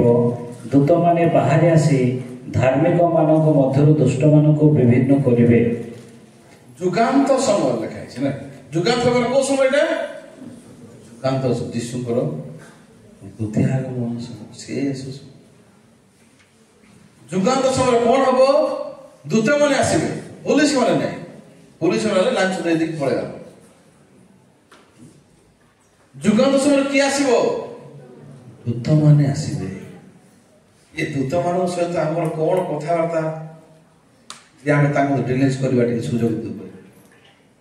ସେମାନେ ଆସିବେ ଆଉ କଣ କରିବେ? ଧାର୍ମିକ ମାନଙ୍କ ଠାରୁ ଦୁଷ୍ଟ ମାନଙ୍କୁ କଣ କରିବେ? ସେପାରେଟ। ଏଇଠି ଆମର ମା ମାନେ ବସିଛନ୍ତି ଏଇଠି ପଛରେ।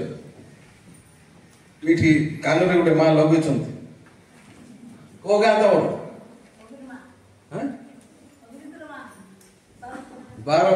ଅଭିଜିତ୍ର ମା କି? ଆଚ୍ଛା ଆଚ୍ଛା। ହେଲେ କେବେ ଆଗରେ ଭାତ ରାନ୍ଧିଲା ପୂର୍ବରୁ ଚାଉଳ ସବୁ ପାଣିରେ ଧୁଉଥିଲେ ନା? ଏବେ ସେଟା ସବୁ ଡାଇରେକ୍ଟ ଚାଉଳ ପକେଇ ଦଉଛୁ। ଧୁଆଉଥିଲେ ନା ପାଣିରେ?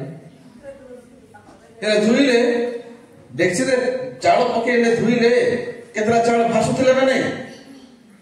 ସେ ଚାଉଳ ଗୁଡାକ କଣ କରୁଥିଲେ? କଣ କରୁଥିଲେ? ରାନ୍ଧୁଥିଲେ ନା ଫିଙ୍ଗି ଦଉଥିଲେ? ଫିଙ୍ଗା ହଉଥିଲା ନା ନାଇଁ?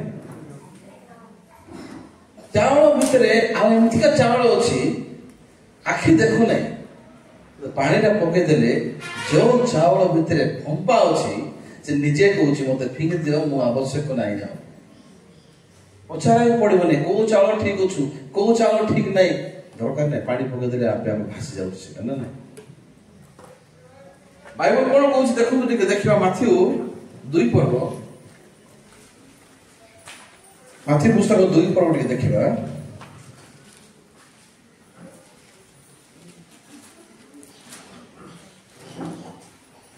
ଦେଖିବା ଟିକେ।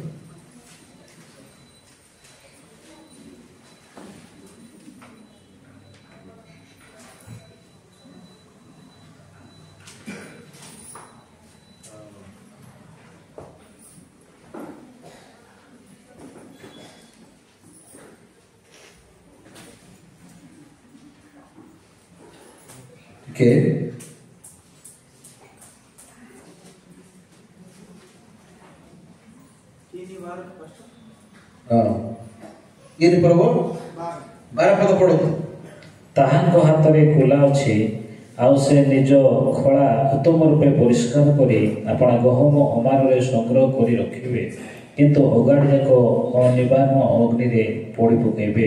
କାହା ହାତରେ କୁଲା ଅଛି? କୁଲା ଅଛି ନା? କୁଲା ସେଇଠି ମଧ୍ୟ ମା ମାନେ କଣ କରୁଛନ୍ତି? ପାଛୁଡ଼ କଣ କହିଲେ? ପାଛୁଡ଼ ଛଡା ନାଇଁ ଚାଉଳ, ଡାଲି ବି ଚାଉଳ ବି ଏମିତି କରୁଛୁ। କିଏ ହବ କହିଲା? ହଁ, ତ ବାପା ପାଛୁଡ଼ ଥିବ, ତୁ ମିଶିକି ପାଛୁଡ଼ ଥିବ। ତ ପାଛୁଡ଼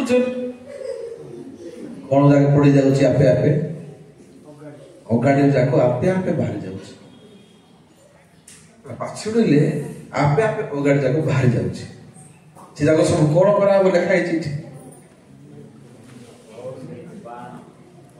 ବାଇବଲ କହୁଛି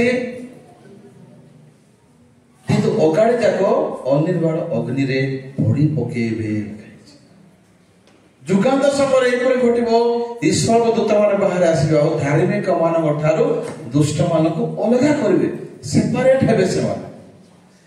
ଦୂତମାନେ ଆସିଲା ପୂର୍ବ ପର୍ଯ୍ୟନ୍ତ ଏ ଯୋଉ ଦୁଷ୍ଟ ମାନେ ଧାର୍ମିକ ମାନଙ୍କ ଭିତରେ ଏମାନେ ଲୁଚିକି ଅଛନ୍ତି।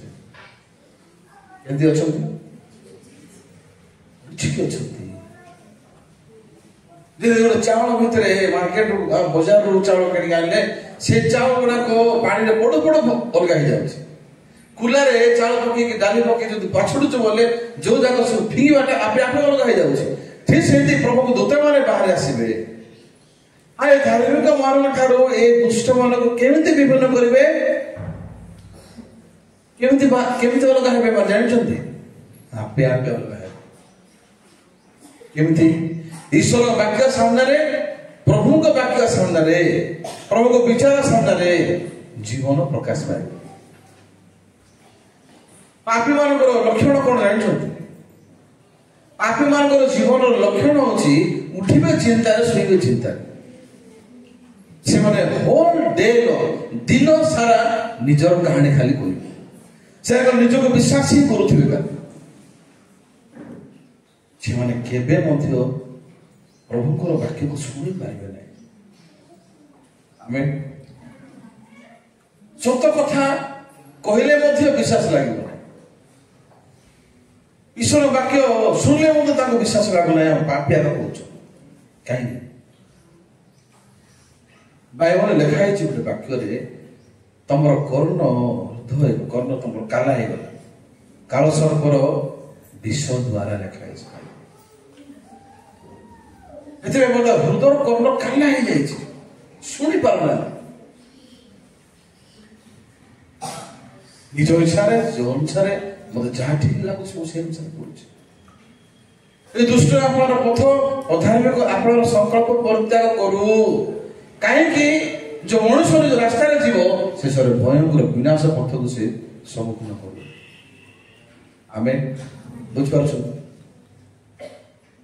ଆଜି ସତରେ ମୁଁ ଯଦି କହିବି ଆପଣଙ୍କୁ, ପରମେଶ୍ୱରଙ୍କ ହୃଦୟ ଅନୁସାରେ ଯଦି ଆମେ ବଞ୍ଚିବା, ତାହେଲେ ଆମେ ସେ ବିଷୟ କରିପାରିବା ଯୋଉ ବିଷୟ କଦାପି ଆମେ କରିବା ଯୋଗ୍ୟ କି କ୍ୟାପାବିଲିଟି ବି ନଥିବ। ଗତ ଦିନ ଆମର ଗୋଟେ ସକାଳେ କହୁଥିଲି, ଗୋଟେ ଟିଚର ମରିଗଲେ ଆମର, ଯିଏକି ମୋର ଅଜା ତ ନାଇଁ, ବାପାଙ୍କ ଆଡୁ ସେ ଜେଜେବାପା, ଭୁଲ କହିଲେ ଅଜା, ସେ ଜେଜେବାପା ତାଙ୍କୁ ଆମେ ଡାକିବୁ।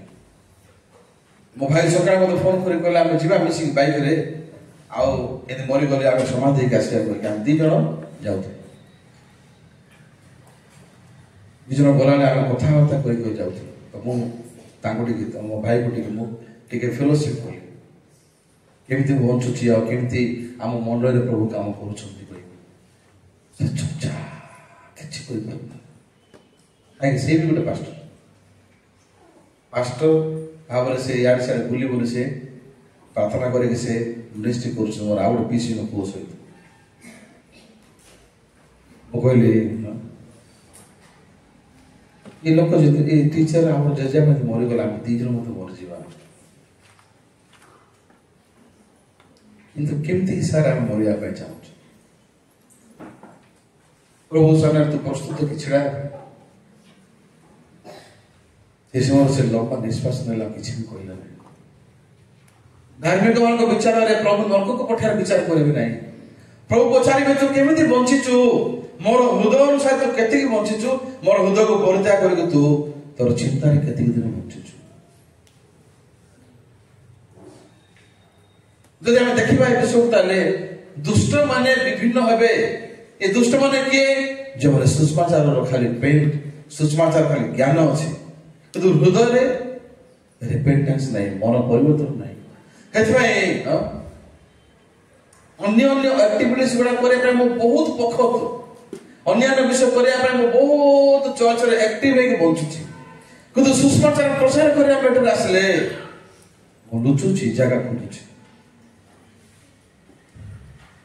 ଯଦିଓ ବ୍ୟବହାର ଭାବରେ ମୁଁ ଭଲ ଦେଖାଯାଉଛି, ଯଦି ମୋର କାର୍ଯ୍ୟକୁ ଦେଖେଇ ପାରିନି, କିନ୍ତୁ ମୋର ହୃଦୟ ପ୍ରଭୁଙ୍କ ସହିତ କେତେ ଭାଗ ସଂଯୁକ୍ତ ହେଇକି ଅଛି।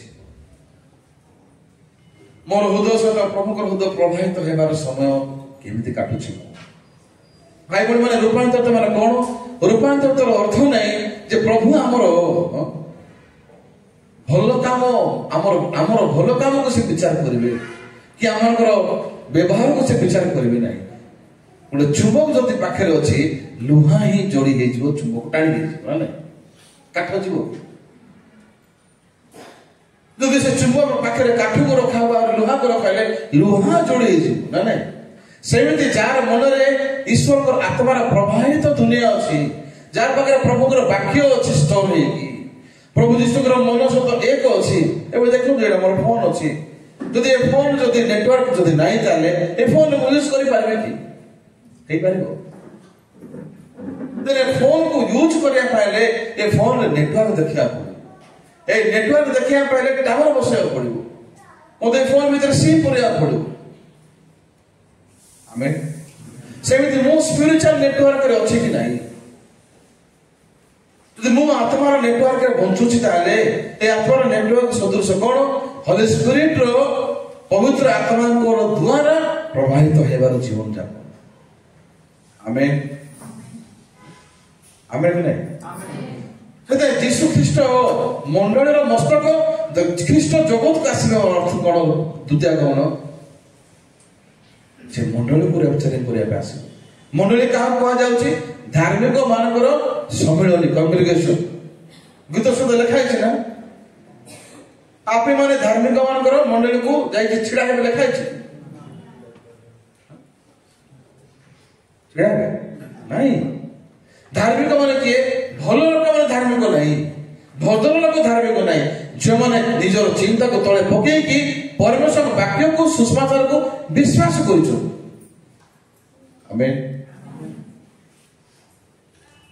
ଜାଣିଛନ୍ତି ଆପଣ ପାଇଲଟ ମାନଙ୍କ ଦରମା କେତେ? ଉଡ଼ାଜାହାଜ ଚଲାଉଛନ୍ତି, ହଜାର ନାହିଁ ଲକ୍ଷ ଲକ୍ଷ ଟଙ୍କା ପାଉଛନ୍ତି। ଗୋଟେ ପାଇଲଟକୁ ବନେଇବା ପାଇଁ 100 କୋଟି ଟଙ୍କା ଇନଭେଷ୍ଟ ହଉଛି। ଗଭର୍ଣ୍ଣମେଣ୍ଟ 100 କୋଟି ଟଙ୍କା ଖର୍ଚ୍ଚ କରୁଛି, ଜାଣିଛନ୍ତି? 100 crores। କାହିଁକି 100 କୋଟି ଟଙ୍କା ଖର୍ଚ୍ଚ କରୁଛି? କାରଣ ଇଏ ପାଇଲଟ ଯିଏକି 500-600 କୋଟିର ଜାହାଜ ଚଲାଉଛି, ତା ସହିତ ଶହ ଶହ ଲୋକର ଜୀବନ ବୁଡଉଛି ନା ନାଇଁ? ଏଇଟା ସହଜ ବିଷୟ ନାହିଁ ନା, ସତରେ କି ନାଇଁ? ପାଇଲଟ ମାନଙ୍କର ଫାଷ୍ଟ ଟ୍ରେନିଂ ଜାଣିଛନ୍ତି କ'ଣ? ଟ୍ରେନିଂର ଫାଷ୍ଟ ସବଜେକ୍ଟ କ'ଣ?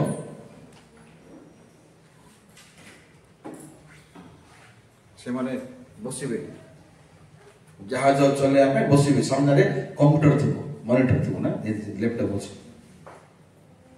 ବୁଝିଲେ?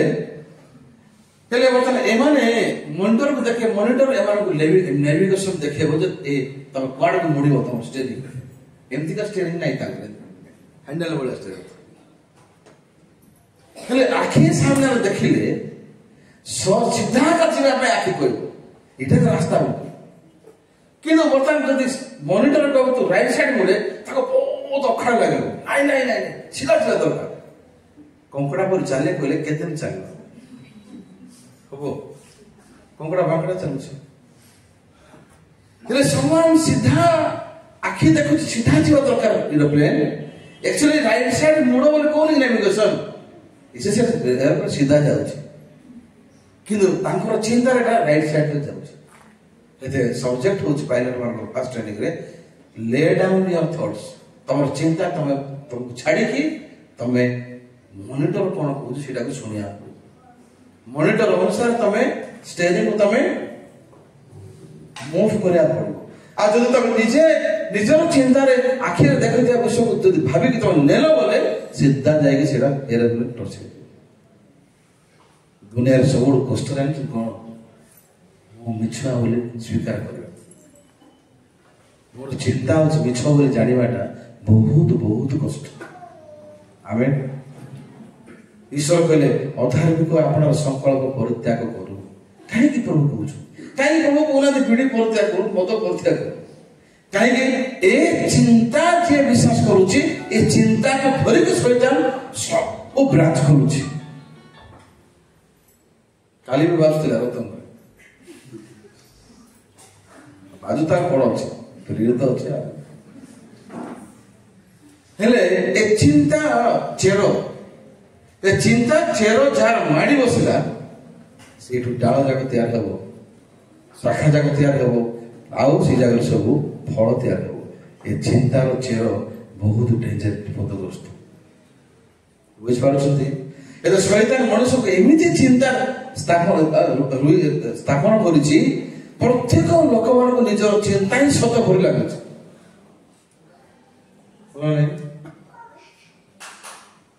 आम कॉलेज गला समय लाजर कथा यहाँ कि मुझे सब पास्ट टेट जानते टेट पास्टर आम मो 2 जन सांग भोक लगे पैसा खोज नी झील मान खोजुला कहीं जो प्रशंसा करदे बोले पैसा काढ़ी आम जगह किणदे तोर आखि कि सुंदर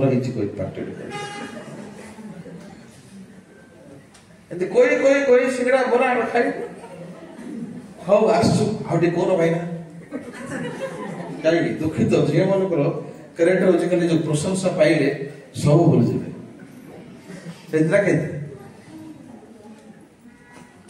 चिंता करूँ चिंता केमिति तले पकेबी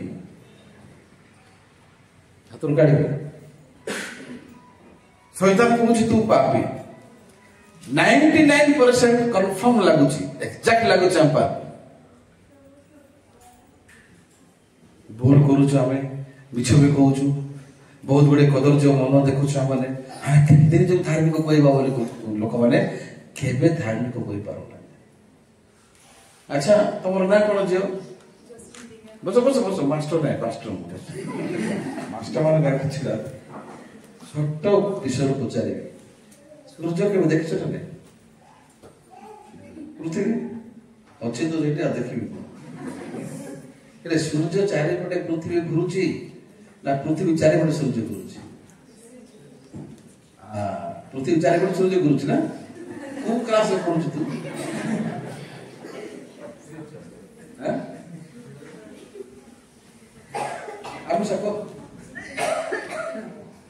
सूर्य चारिपटे पृथ्वी घुरुची ना पृथ्वी चारिपटे सूर्य घुरुची प्रशांत करे तू प्रशांत प्रशांत को पृथ्वी घुरुची ना सत ना ना आखिर सकाल पूर्व दिगरे उदय होउची सूर्य खाइला समय मुंड पूरा था सन्ध्या समय पश्चिम दिगरे उपस्थित होउची आमर चिंता रे आमर दृष्टि रे किए घुरला पर देखा जाउची सूर्य ना किंतु सत्य कथा कौन पृथ्वी घुरुची ना नहीं पृथ्वी जति मात्रा घुरुची तार समझ यदि आम कान को आसता आम हृदय बंद हो मर जाता साउंड तार प्रभु आम कान पर्दार से सिस्टम देना पृथ्वी साउंड को शुणा भयंकर साउंड बुझे कि दृष्टि देखा आम चिंतार आम आखिरे सूर्य घुरुची ठीक से ईश्वर वाक्य को विश्वास करने कौन करा पड़ो प्रथम प्रभु तार अनुग्रह पाया पड़ो अनुग्रह कौन निजर चिंता को मिछ बोले आविष्कार करवा साधु पावन कहते ना केबे भी नहीं जीशु केमती मरिक उठे आउे उठे असंभव एटा अंधविश्वास प्रचार तो होची धारणा करते पाऊ तो जो दिन प्रकृत जीशु से भेटिले से दिन चिंता भांगी जाए से दिन ठार निजर चिंता को चेष्टा कले से विश्वास कर पारे ना आम मुझे आप पचारा चाहूँगी कौ चिंता को आप विश्वास करती जो चिंता आपको सत लगुच ना जो चिंता आपको मिछ लगुच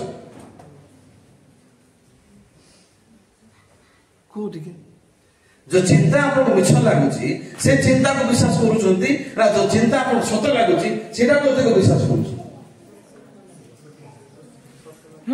कर चिंता सत कि अब्राहम को लाजार को भिखारी सॉरी अब्राहम को से धनी लोग कौन कौन नाई प्रभु लाजार को पठे दिन मो घर को 5 जन भाई मान अच्छा से गले गले से मैंने आसवे ना अब्राहम कौन कहले से को धर्मशास्त्र दे जाइए भावादन दे जाइए कथा शुणिले ही से माने तो जगह को आसी पारे ना नचेत जड़े जाए मरिक उठिले विश्वास करेंगे ना अर्थ कौन जीशु मरिक उठिले फिर भी लोक मैंने विश्वास करना आम पाप मुक्ति हेलु बुझीपार तेणुक बाइबल आमको स्पष्ट भाव प्रभु जीशुकर हृदय को आविष्कार करने को पड़ो कौन प्रभु जीशुकर हृदय ईश्वर वाक्य जमी लिखाई सेमती आम विश्वास करा आध्यात्मिक जीवन रिपेंटेंस रु स्टार्ट होता है ପ୍ରକୃତ ଆତ୍ମିକ ଜୀବନ ମନ ପରିବର୍ତ୍ତନ କରିବା ଦ୍ୱାରା ଷ୍ଟାର୍ଟ ହେଇଥାଏ। କଣ ମନ ପରିବର୍ତ୍ତନ? ଖରାପ ବିଷୟ ନ କରିବା ନାହିଁ। ଆପଣଙ୍କ ଜୀବନରେ ଆପଣ ନିଜର ଚିନ୍ତାକୁ ମିଛ ବୋଲି ଆବିଷ୍କାର କଲେ ଆପଣ ଚିନ୍ତାର ମୁକ୍ତି ହେଇଯିବେ। ଆମେ ବୁଝିପାରୁଛନ୍ତି? ହଁ, ପ୍ରଭୁ କହୁଛନ୍ତି କଣ ବୋଲି? ଅନନ୍ତର ସଦାପ୍ରଭୁ ଦେଖିଲେ ଯେ ପୃଥିବୀରେ ମଣିଷର ଦୁଷ୍ଟତା ଅତି ବଡ଼ ଏବଂ ତା ଅନ୍ତଃକରଣ ଭାବନାର ପ୍ରତ୍ୟେକ କଳ୍ପନା। ମୁଁ ଆପଣଙ୍କୁ ପ୍ରାକ୍ଟିକାଲି ଏକ୍ସାମ୍ପଲ ଦେବି।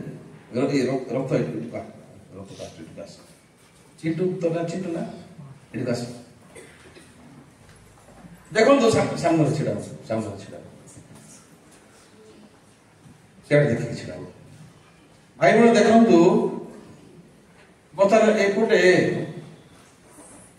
ମନେକର ଇଏ ହଉଛନ୍ତି ଯୀଶୁ ଖ୍ରୀଷ୍ଟ, ଆମର ପାଷ୍ଟର ତ ଆଉ ଆପଣଙ୍କ ଦାସ ଯୀଶୁ ଖ୍ରୀଷ୍ଟ।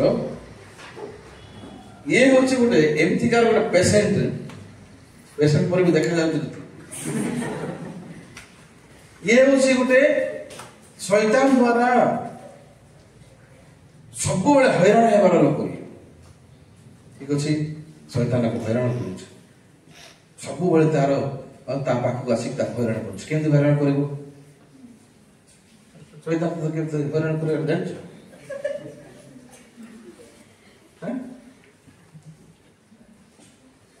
ତା ସହିତ ମୁଁ ଆପଣଙ୍କୁ ପଚାରିବି, କେବେ ଶୈତାନ ଆପଣଙ୍କୁ ହଇରାଣ କଲାର ଏକ୍ସପିରିଏନ୍ସ ପାଇଛନ୍ତି? ଅନୁଭୂତି ଅଛି? ଅଛି ନା? ଆଚ୍ଛା, ଅଛି। ଗୋଟେ ଜିନିଷ କୁହ, କେମିତି ତତେ ଶୈତାନ ହଇରାଣ? କୋଉ ଚିନ୍ତା କର? ନିଜର ଚିନ୍ତା କର। କୋଉ ନିଜର ଚିନ୍ତା? ଏଇଟା କରେ ବୋଲେ କୋଉଟା?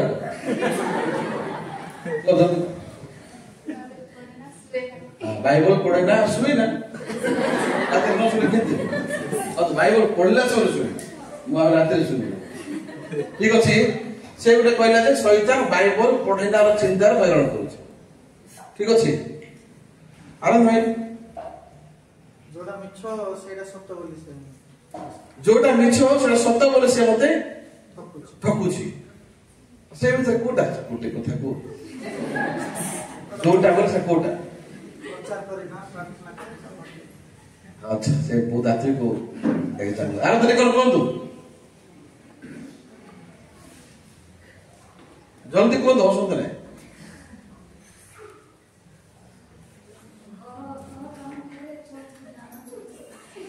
ସଦାବେଳେ ଚର୍ଚ୍ଚରେ ଥାଉଛ, କେତେବେଳେ ସହିତ 12ଟା ବନ୍ଦ ଥାଉଛ ଚର୍ଚ୍ଚରେ? ଗୀତା ପାଦ କୁହନ୍ତୁ। ଆସନ୍ତୁ ସବୁବେଳେ ଡାକୁଛନ୍ତି ଦେଇକିରି, କି ଦରକାର ଆମକୁ ଯିବା ପାଇଁ? ପଇସା ବି ନାହିଁ, ତେଲ ପକେଇବା ପଇସା ନାହିଁ, ଶୈତାନ ହଇରାଣ କରୁଛି। ଏମିତି ତତେ କଣ ଶୈତାନ ହଇରାଣ? ଚର୍ଚ୍ଚ ଯାଏନା। ଭୟଙ୍କର ସ୍ଥିତିରେ ଶୈତାନ ଆହୁରି ଯଦି ଆପଣ ଆଗକୁ ଯିବେ ଟିକେ, ନ୍ୟାଚୁରାଲ ଜିନିଷ କହୁଛି, ଏଇଟା ପ୍ରଥମ ଷ୍ଟେଜର। ଯଦି ଆପଣ ଆହୁରି ଅଧିକ ଯଦି ଶୈତାନ ଦ୍ୱାରା ଯଦି ଗଭୀର ଦୁନିଆକୁ ଜାଣିବେ, ତାହେଲେ ଶୈତାନ କଣ ମିଛ କେବେ ଜାଣିଛନ୍ତି? ଈଶ୍ୱରଙ୍କ ବାକ୍ୟକୁ କେବେ ବିଶ୍ୱାସ କରିଦେବ ନାହିଁ। ଗୋଟେ ଈଶ୍ୱର ବାକ୍ୟକୁ ବିଶ୍ୱାସ କରିବାକୁ ଯାଉଛନ୍ତି ବୋଲି ସେଇଟା 1000ଟା କଣ୍ଡିସନ ଆଣି ଗୋଟେ ମିଛ ବୋଲି କହିବା। ବୁଝିପାରୁଛନ୍ତି? ସେଥିପାଇଁ ସବୁଠାରୁ ଗୁରୁତ୍ୱପୂର୍ଣ୍ଣ ବିଷୟ ଯାହାକି ମଣିଷକୁ ସ୍ୱର୍ଗକୁ ନବ, ସେଇଟା ହଉଛି ଧାର୍ମିକ ବୋଲି ବିଶ୍ୱାସ କରିବା। ସେ ବିଷୟ ପାଇଁ ଶୈତାନ ଉଲ୍ଟା କରି କହୁଛି, ନାଇଁ ତୁ ଧାର୍ମିକ ନାହିଁ, ତୁ ପାପୀ। ଗୁଡ୍ ନ୍ୟୁଜ ବୋଲେ ଧାର୍ମିକ କହିଲେ ଭଲ। କାହିଁକି? ଯଦି ଆମେ ଧାର୍ମିକ ଯଦି ହେଇପାରୁନା, ତାହେଲେ ଯୀଶୁ କାହିଁ ଜଗତକୁ ଆସିଥିଲେ? ଥାଏ ଭଲ ନାହିଁ। ବର୍ତ୍ତମାନ ଯୀଶୁ ଖ୍ରୀଷ୍ଟ ଅଛନ୍ତି, ଇଏ ବର୍ତ୍ତମାନ କେମିତି ଏ ଚିନ୍ତାର ମୁକ୍ତି ପାଇବ? ଏବେ ଏଇଠିକୁ ଆନନ୍ଦ ଏଇଠିକୁ ଆସୁ, ଆଙ୍କୁ ଶୈତାନ ଠିକ ଅଛି। ବର୍ତ୍ତମାନ ଆନନ୍ଦ ଭାଇ ଆମକୁ ଧରିଛନ୍ତି ଶୈତାନ, ସିଆଡେ ଦେଖ ଧରିବ ଶୈତାନ, ମଣିଷ କରି ଏମିତି ଧରେ, ଛାଡୁ ତ ତାକୁ ଛାଡୁ ନାହିଁ। ସେଥିପାଇଁ ସେ କହୁଛି ବାଇବଲ ପଢା ସାରିଲା ପରେ, ଚର୍ଚ୍ଚ ସାରିଲା ପରେ, କାହିଁକି ଶୈତାନ ଧରୁଛି ନା? ଠିକ ଅଛି, ମତେ କୁହନ୍ତୁ, ଇଏ ଯଦି ଚେଷ୍ଟା କରିବ, ଚେଷ୍ଟା କରେ ବାହାରକୁ ଟ୍ରାଇ ମାରେ, ट्राए कर फिर भी मसला का पावर देखा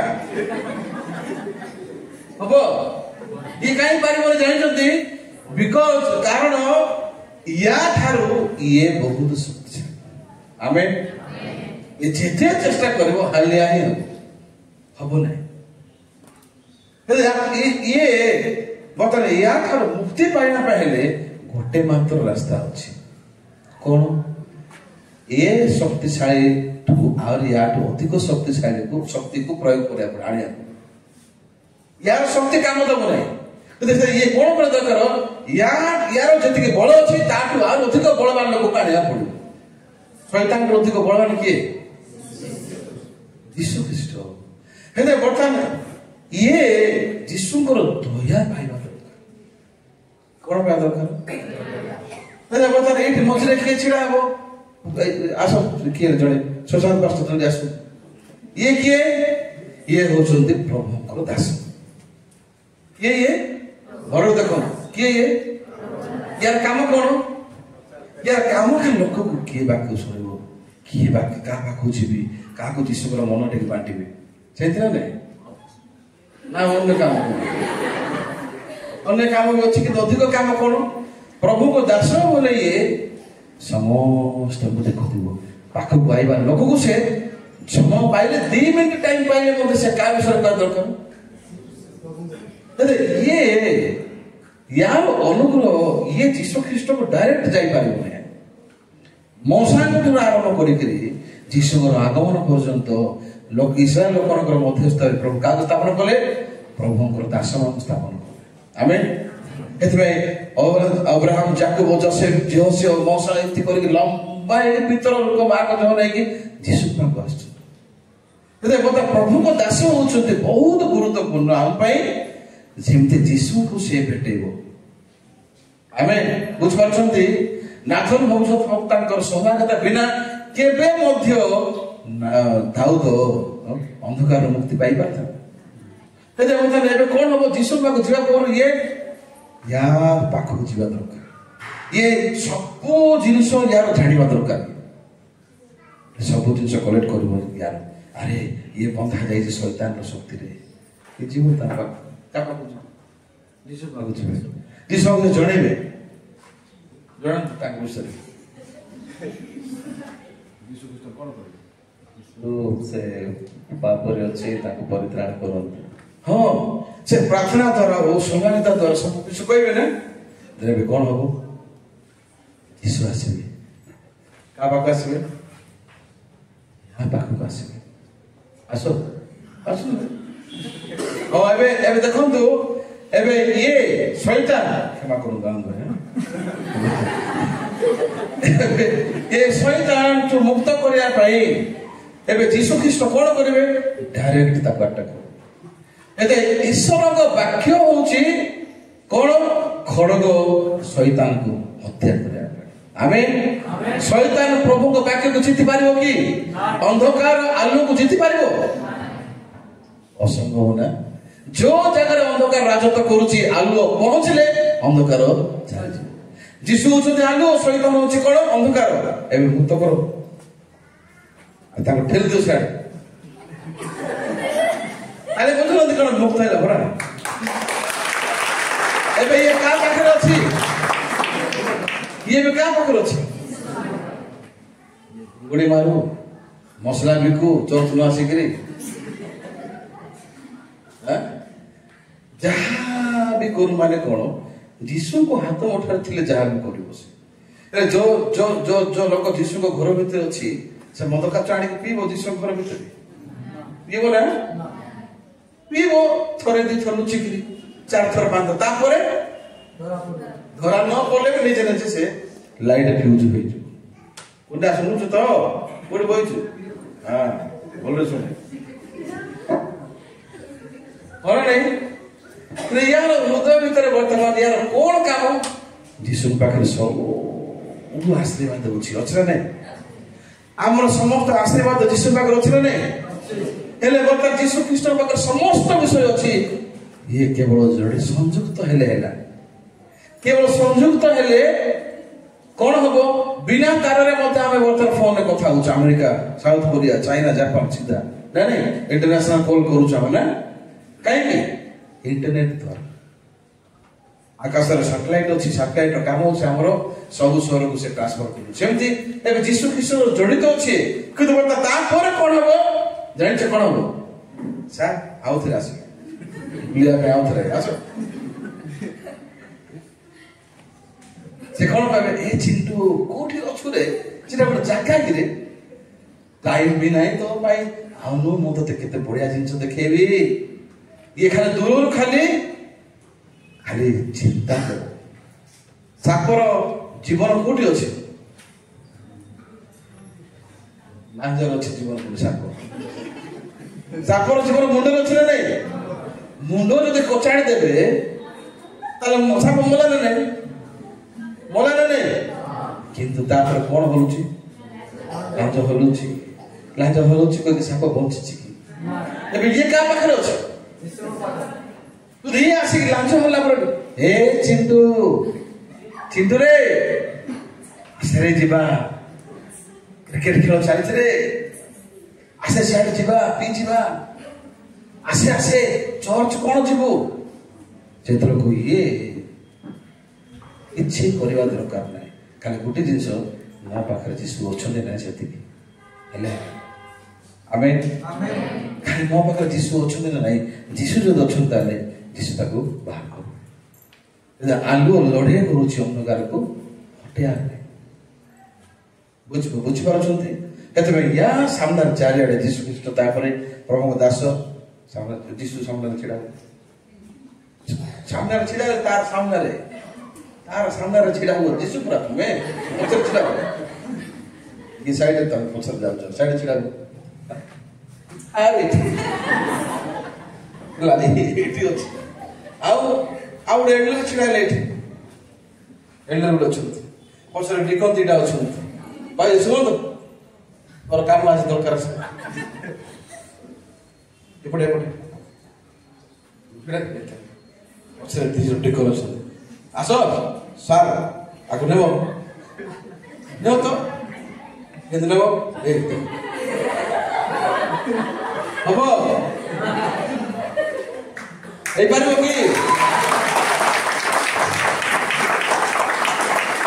हबो नै ना एमिति आपण चारियाडे सजाड़े की रखंतु काकू मंडली ए डिकन ये पास्टर ये एल्डर समस्ते प्रभुंकर हृदय नहीं बंचिले ही ये आस्थ को प्रोटेक्ट कर आमेन आमको सप्ताह रे 2 थर पास्टर्स मीटिंग होउची डायरेक्ट कोरिया रो हमर लाइव होउची कोरिया रे मिशनरी माने हमको सप्ताह रे 2 थर प्रचार करूछु मोर पर्सनल व्यक्तिगत भाव में केते लोक को बुझौची तमर चिंता विश्व पैसा केबे सुना दे मोर कथा से माने जर देखिबा दृष्टि रे लोकनर कथा रे निजर चिंता को से माने विश्वास करूछंती एतिकी मात्रा रे शैतान संक्रमण कर दउची से माने प्रभु ठार दूर को जे आपे बाध्य होछु 2020 18 मसिया रे मध्ये मो मते मंडली ठार अलगा हे गली शैतान सुर सुरी के जदि मु कहबी शैतान विषय तार बहुत विराट बड़ कहानी अच्छी शैतान विषय कथा समय नहीं कि आज मु आपन गोटे विषय कहया चाहूची कहा को मु हृदय स्थान देवा दरकार ईश्वर इच्छा को पूर्ण करने आसे भाई भण मैंने ए जगह जदि आप प्रभुकर हृदय को लेके बंचिया में जदि आप शिखिबे जेमिति प्रभु जीशु हमको कहउछन जे मु तमरो समस्त विश्वर नियुक्ति नहीं गोटे वाक्य को मुझे देखेबी आ सरेबी समय बेसी हेगला रहेगला आम गोटे वाक्य देखिबा एवरी पुस्तक तेरे पर गणे केले पढ़ंतु 17 पद रे वाक्य लिखे एवरी 13 पद 17 पद ତୁମ୍ଭମାନଙ୍କର ନେତାମାନଙ୍କର ବାଧ୍ୟ ହୋଇ ସେମାନଙ୍କର ବଶୀଭୂତ ହୁଅ କାରଣ ଯେଉଁମାନଙ୍କୁ ନିକାଶ ଦେବାକୁ ହେବ ସେମାନଙ୍କ ସଦୃଶ ସେମାନେ ତୁମମାନଙ୍କର ଆତ୍ମା ସମ୍ବନ୍ଧରେ ପ୍ରହରୀ କର୍ମ କରନ୍ତି ଯେପରି ସେମାନେ ତାହା ଦୁଃଖରେ ନ କରି ଆନନ୍ଦରେ କରିପାରନ୍ତି ଦୁଃଖରେ କଲେ ତୁମମାନଙ୍କର କିଛି ଲାଭ ନାହିଁ। ତୁମମାନଙ୍କ ନେତାମାନଙ୍କର ବାଧ୍ୟ ହୋଇ ସେମାନଙ୍କୁ ବଶୀଭୂତ ହୁଅ। ମୁଁ ଯଦି ମୋ ପାଷ୍ଟର ଭେଟି ନଥାନ୍ତି ପ୍ରଭୁ ଦାସଙ୍କୁ, ତାହେଲେ ମୋ ଜାଗାରେ ଛିଡ଼ା ହେଇ ପାରିନଥାନ୍ତି। ମଣ୍ଡଳୀକୁ ଭେଟିଲି, ପ୍ରଭୁ ଦାସଙ୍କୁ ଭେଟିଲି। ମୁଁ ଦିନେ ମୋ ପାଷ୍ଟର ମତେ ମୋର ସମୟକୁ ମାଗିଲେ। ମତେ ଲାଗୁଥିଲା ପ୍ରଭୁଙ୍କ ଦାସ ମତେ ମୋର ସମୟକୁ ମାଗୁଛନ୍ତି, ଆଉ ପ୍ରଭୁଙ୍କ ଦାସ ମତେ ମାଗୁଛନ୍ତି ମୋର ଶରୀରକୁ, ମୋର ହୃଦୟକୁ। କିନ୍ତୁ ମୁଁ ଜାଣିନଥିଲି ମୋର ଜୀବନର ସବୁଠାରୁ ଆଶୀର୍ବାଦର ଜୀବନକୁ ପାଇବା ପାଇଁ ପ୍ରଭୁ ଦାସ ମତେ ଡାକୁଛନ୍ତି। ବାଇବଲ କଣ ଗୋଟେ କହୁଛି, ତୁମର ନେତା ମାନଙ୍କର ବାଧ୍ୟ ହୋଇ ସେମାନଙ୍କର ବଶୀଭୂତ ହୁଅ। ସେମାନଙ୍କର କଣ ହୁଅ? ବଶୀଭୂତ ହୁଅ। କାରଣ ଯେଉଁମାନଙ୍କୁ ନିକାଶ ଦେବାକୁ ହବ ସେମାନଙ୍କ ସଦୃଶ ସେମାନେ ତୁମମାନଙ୍କ ଆତ୍ମା ସମ୍ବନ୍ଧରେ ପ୍ରହରୀ କର୍ମ କରନ୍ତି। ହାଲେଲୁୟା। ପ୍ରହରୀ କର୍ମ କରନ୍ତି। ଯେଉଁମାନେ ମତେ ଘୃଣା କରୁଛନ୍ତି, ଯେଉଁମାନେ ମୋ ନାଁରେ ବିଚାର କରୁଛନ୍ତି, ଗୋଟେ ସମୟ ଥିଲା ମୁଁ ତାଙ୍କ ଆଡକୁ ମୋର ମନକୁ ବନ୍ଦ କରିଦେଉଥିଲି। ଆରେ ଏମାନେ କାହିଁକି ମୋ ନାଁରେ କଥା ହଉଛନ୍ତି, ଏମାନେ କାହିଁକି ମତେ ବୁଝୁନାହାନ୍ତି, କାହିଁକି ଏମାନେ ଏମିତି ଭାବୁଛନ୍ତି ମୋ ବିଷୟରେ।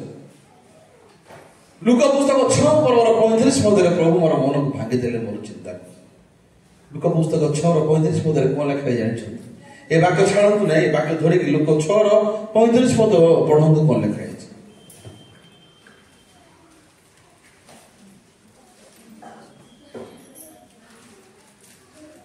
ଜଲ୍ଦି ପଢନ୍ତୁ। ମାତ୍ର ତୁମମାନଙ୍କର ଶତ୍ରୁମାନଙ୍କୁ ପ୍ରେମ କର ଏବଂ ସେମାନଙ୍କର ମଙ୍ଗଳ କର, ପୁଣି ପରିଶୋଧର ଆଶା ନ ରଖି ଋଣ ଦିଅ, ତାହେଲେ ତୁମମାନଙ୍କର ପୁରସ୍କାର ପ୍ରଚୁର ହେବ ଓ ତୁମେମାନେ ପରାତ୍ପରଙ୍କ ସନ୍ତାନ ହେବ, କାରଣ ସେ ଅକୃତଜ୍ଞ ଓ ଦୁଷ୍ଟମାନଙ୍କ ପ୍ରତି କୃପାବାନ ଅଟନ୍ତି। ଅକୃତଜ୍ଞ କାହା ପ୍ରତି? ଦୁଷ୍ଟମାନଙ୍କ ପ୍ରତି କଣ ଅଟନ୍ତି? କୃପାବାନ ଅଟନ୍ତି। କିଏ? ଆମେ ତୁମର ଶତ୍ରୁ ମାନଙ୍କୁ ଘୃଣା କରି ଲେଖା ହେଇଛି ନା ପ୍ରେମ କରି ଲେଖା ହେଇଛି? ଲେଖା ହେଇଛି ନା? ଯେତେବେଳେ ଋଣ ଦଉଛ ପରିଶୋଧ ହେବା ଆଶାରେ ଋଣ ଦିଅ ନାହିଁ, ପାଇବା ଆଶାରେ ଋଣ ଦିଅ ନାହିଁ। ହଁ, ଯେତେବେଳେ ପ୍ରଭୁଙ୍କର ମନ ସହିତ ମୋର ମନ କଣ କହିବୁ, ଷ୍ଟ୍ରାଇକର ମାନେ ଓଡିଆରେ କଣ ମାନେ ଘର୍ଷଣ ହେଲା, ସାମ୍ନା ସାମ୍ନି ହେଲା, ମୁଁ ଲଜ୍ଜିତ ହେଇଗଲି। ସତରେ ମୁଁ କେତେ ଦୁଷ୍ଟ, କେତେ ମୁଁ ଅଧୈର୍ଯ୍ୟ ଲୋକ। କାହିଁକି? ପ୍ରଭୁଙ୍କର ମନ ନାହିଁ, ସେଥିପାଇଁ ମୁଁ ଶତ୍ରୁକୁ ପ୍ରେମ କରିପାରୁନାହିଁ। ପ୍ରଭୁଙ୍କର ମନ ନାହିଁ, ସେଥିପାଇଁ ମୁଁ ବିଚାର କରୁଛି। ମୁଁ ତତେ ଏତିକି ଦେଇଥିଲି, ତୁ କାହିଁ ମତେ ସେତିକି ଦଉଛୁ? ମୁଁ ଏତିକି ସମୟ ଦେଇଥିଲି ତୋ ଆଡକୁ, ମୁଁ ଏତିକି ଟାଇମ ଖର୍ଚ୍ଚ କରୁଥିଲି, ଏତିକି ଟଙ୍କା ୟୁଜ କରୁଥିଲି, ତୁ ତା ବଦଳରେ ମତେ କଣ ଦେଲୁ? ତା ବଦଳରେ ମତେ ବିଶ୍ୱାସଘାତକତା କଲୁ। ସେଥିପାଇଁ ମୁଁ ତତେ ଆଉ ମୋର ହୃଦୟରେ ଜାଗା ଦେବି ନାହିଁ। ଯୀଶୁ ମଧ୍ୟ ଯଦି ଏମିତି କରିଥାନ୍ତେ ଅବସ୍ଥା କଣ ହୋଇଥାନ୍ତା? ଯୀଶୁ ଖ୍ରୀଷ୍ଟ ମଧ୍ୟ ଏମିତି ଯଦି ଆମ ସହିତ କାରବାର କରିଥାନ୍ତେ ଆମେ ଆଉ ପହଞ୍ଚି ପାରିଥାନ୍ତେ? ପ୍ରଭୁଙ୍କ ପାଖରେ କଣ ଅଛି? ଦୟା ଅଛି। ପ୍ରଭୁଙ୍କ ପାଖରେ କ୍ଷମା ଅଛି।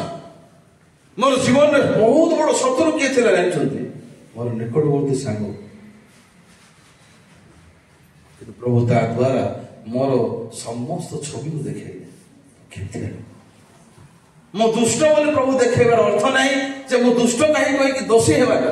ମୁଁ ଦୁଷ୍ଟ ବୋଲି ମୋ ପଛରେ ମତେ ପ୍ରଭୁ ମତେ ଦୁଷ୍ଟର ପରିଚୟ ଦେଇକି କହିବାକୁ ଚାହୁଁଛନ୍ତି, ତାକୁ ଛାଡ଼ିଦେ ସେ ଦୁଷ୍ଟ ଲୋକ, ଆଉ ମତେ ନେଇକି ତୁ ବଞ୍ଚେ।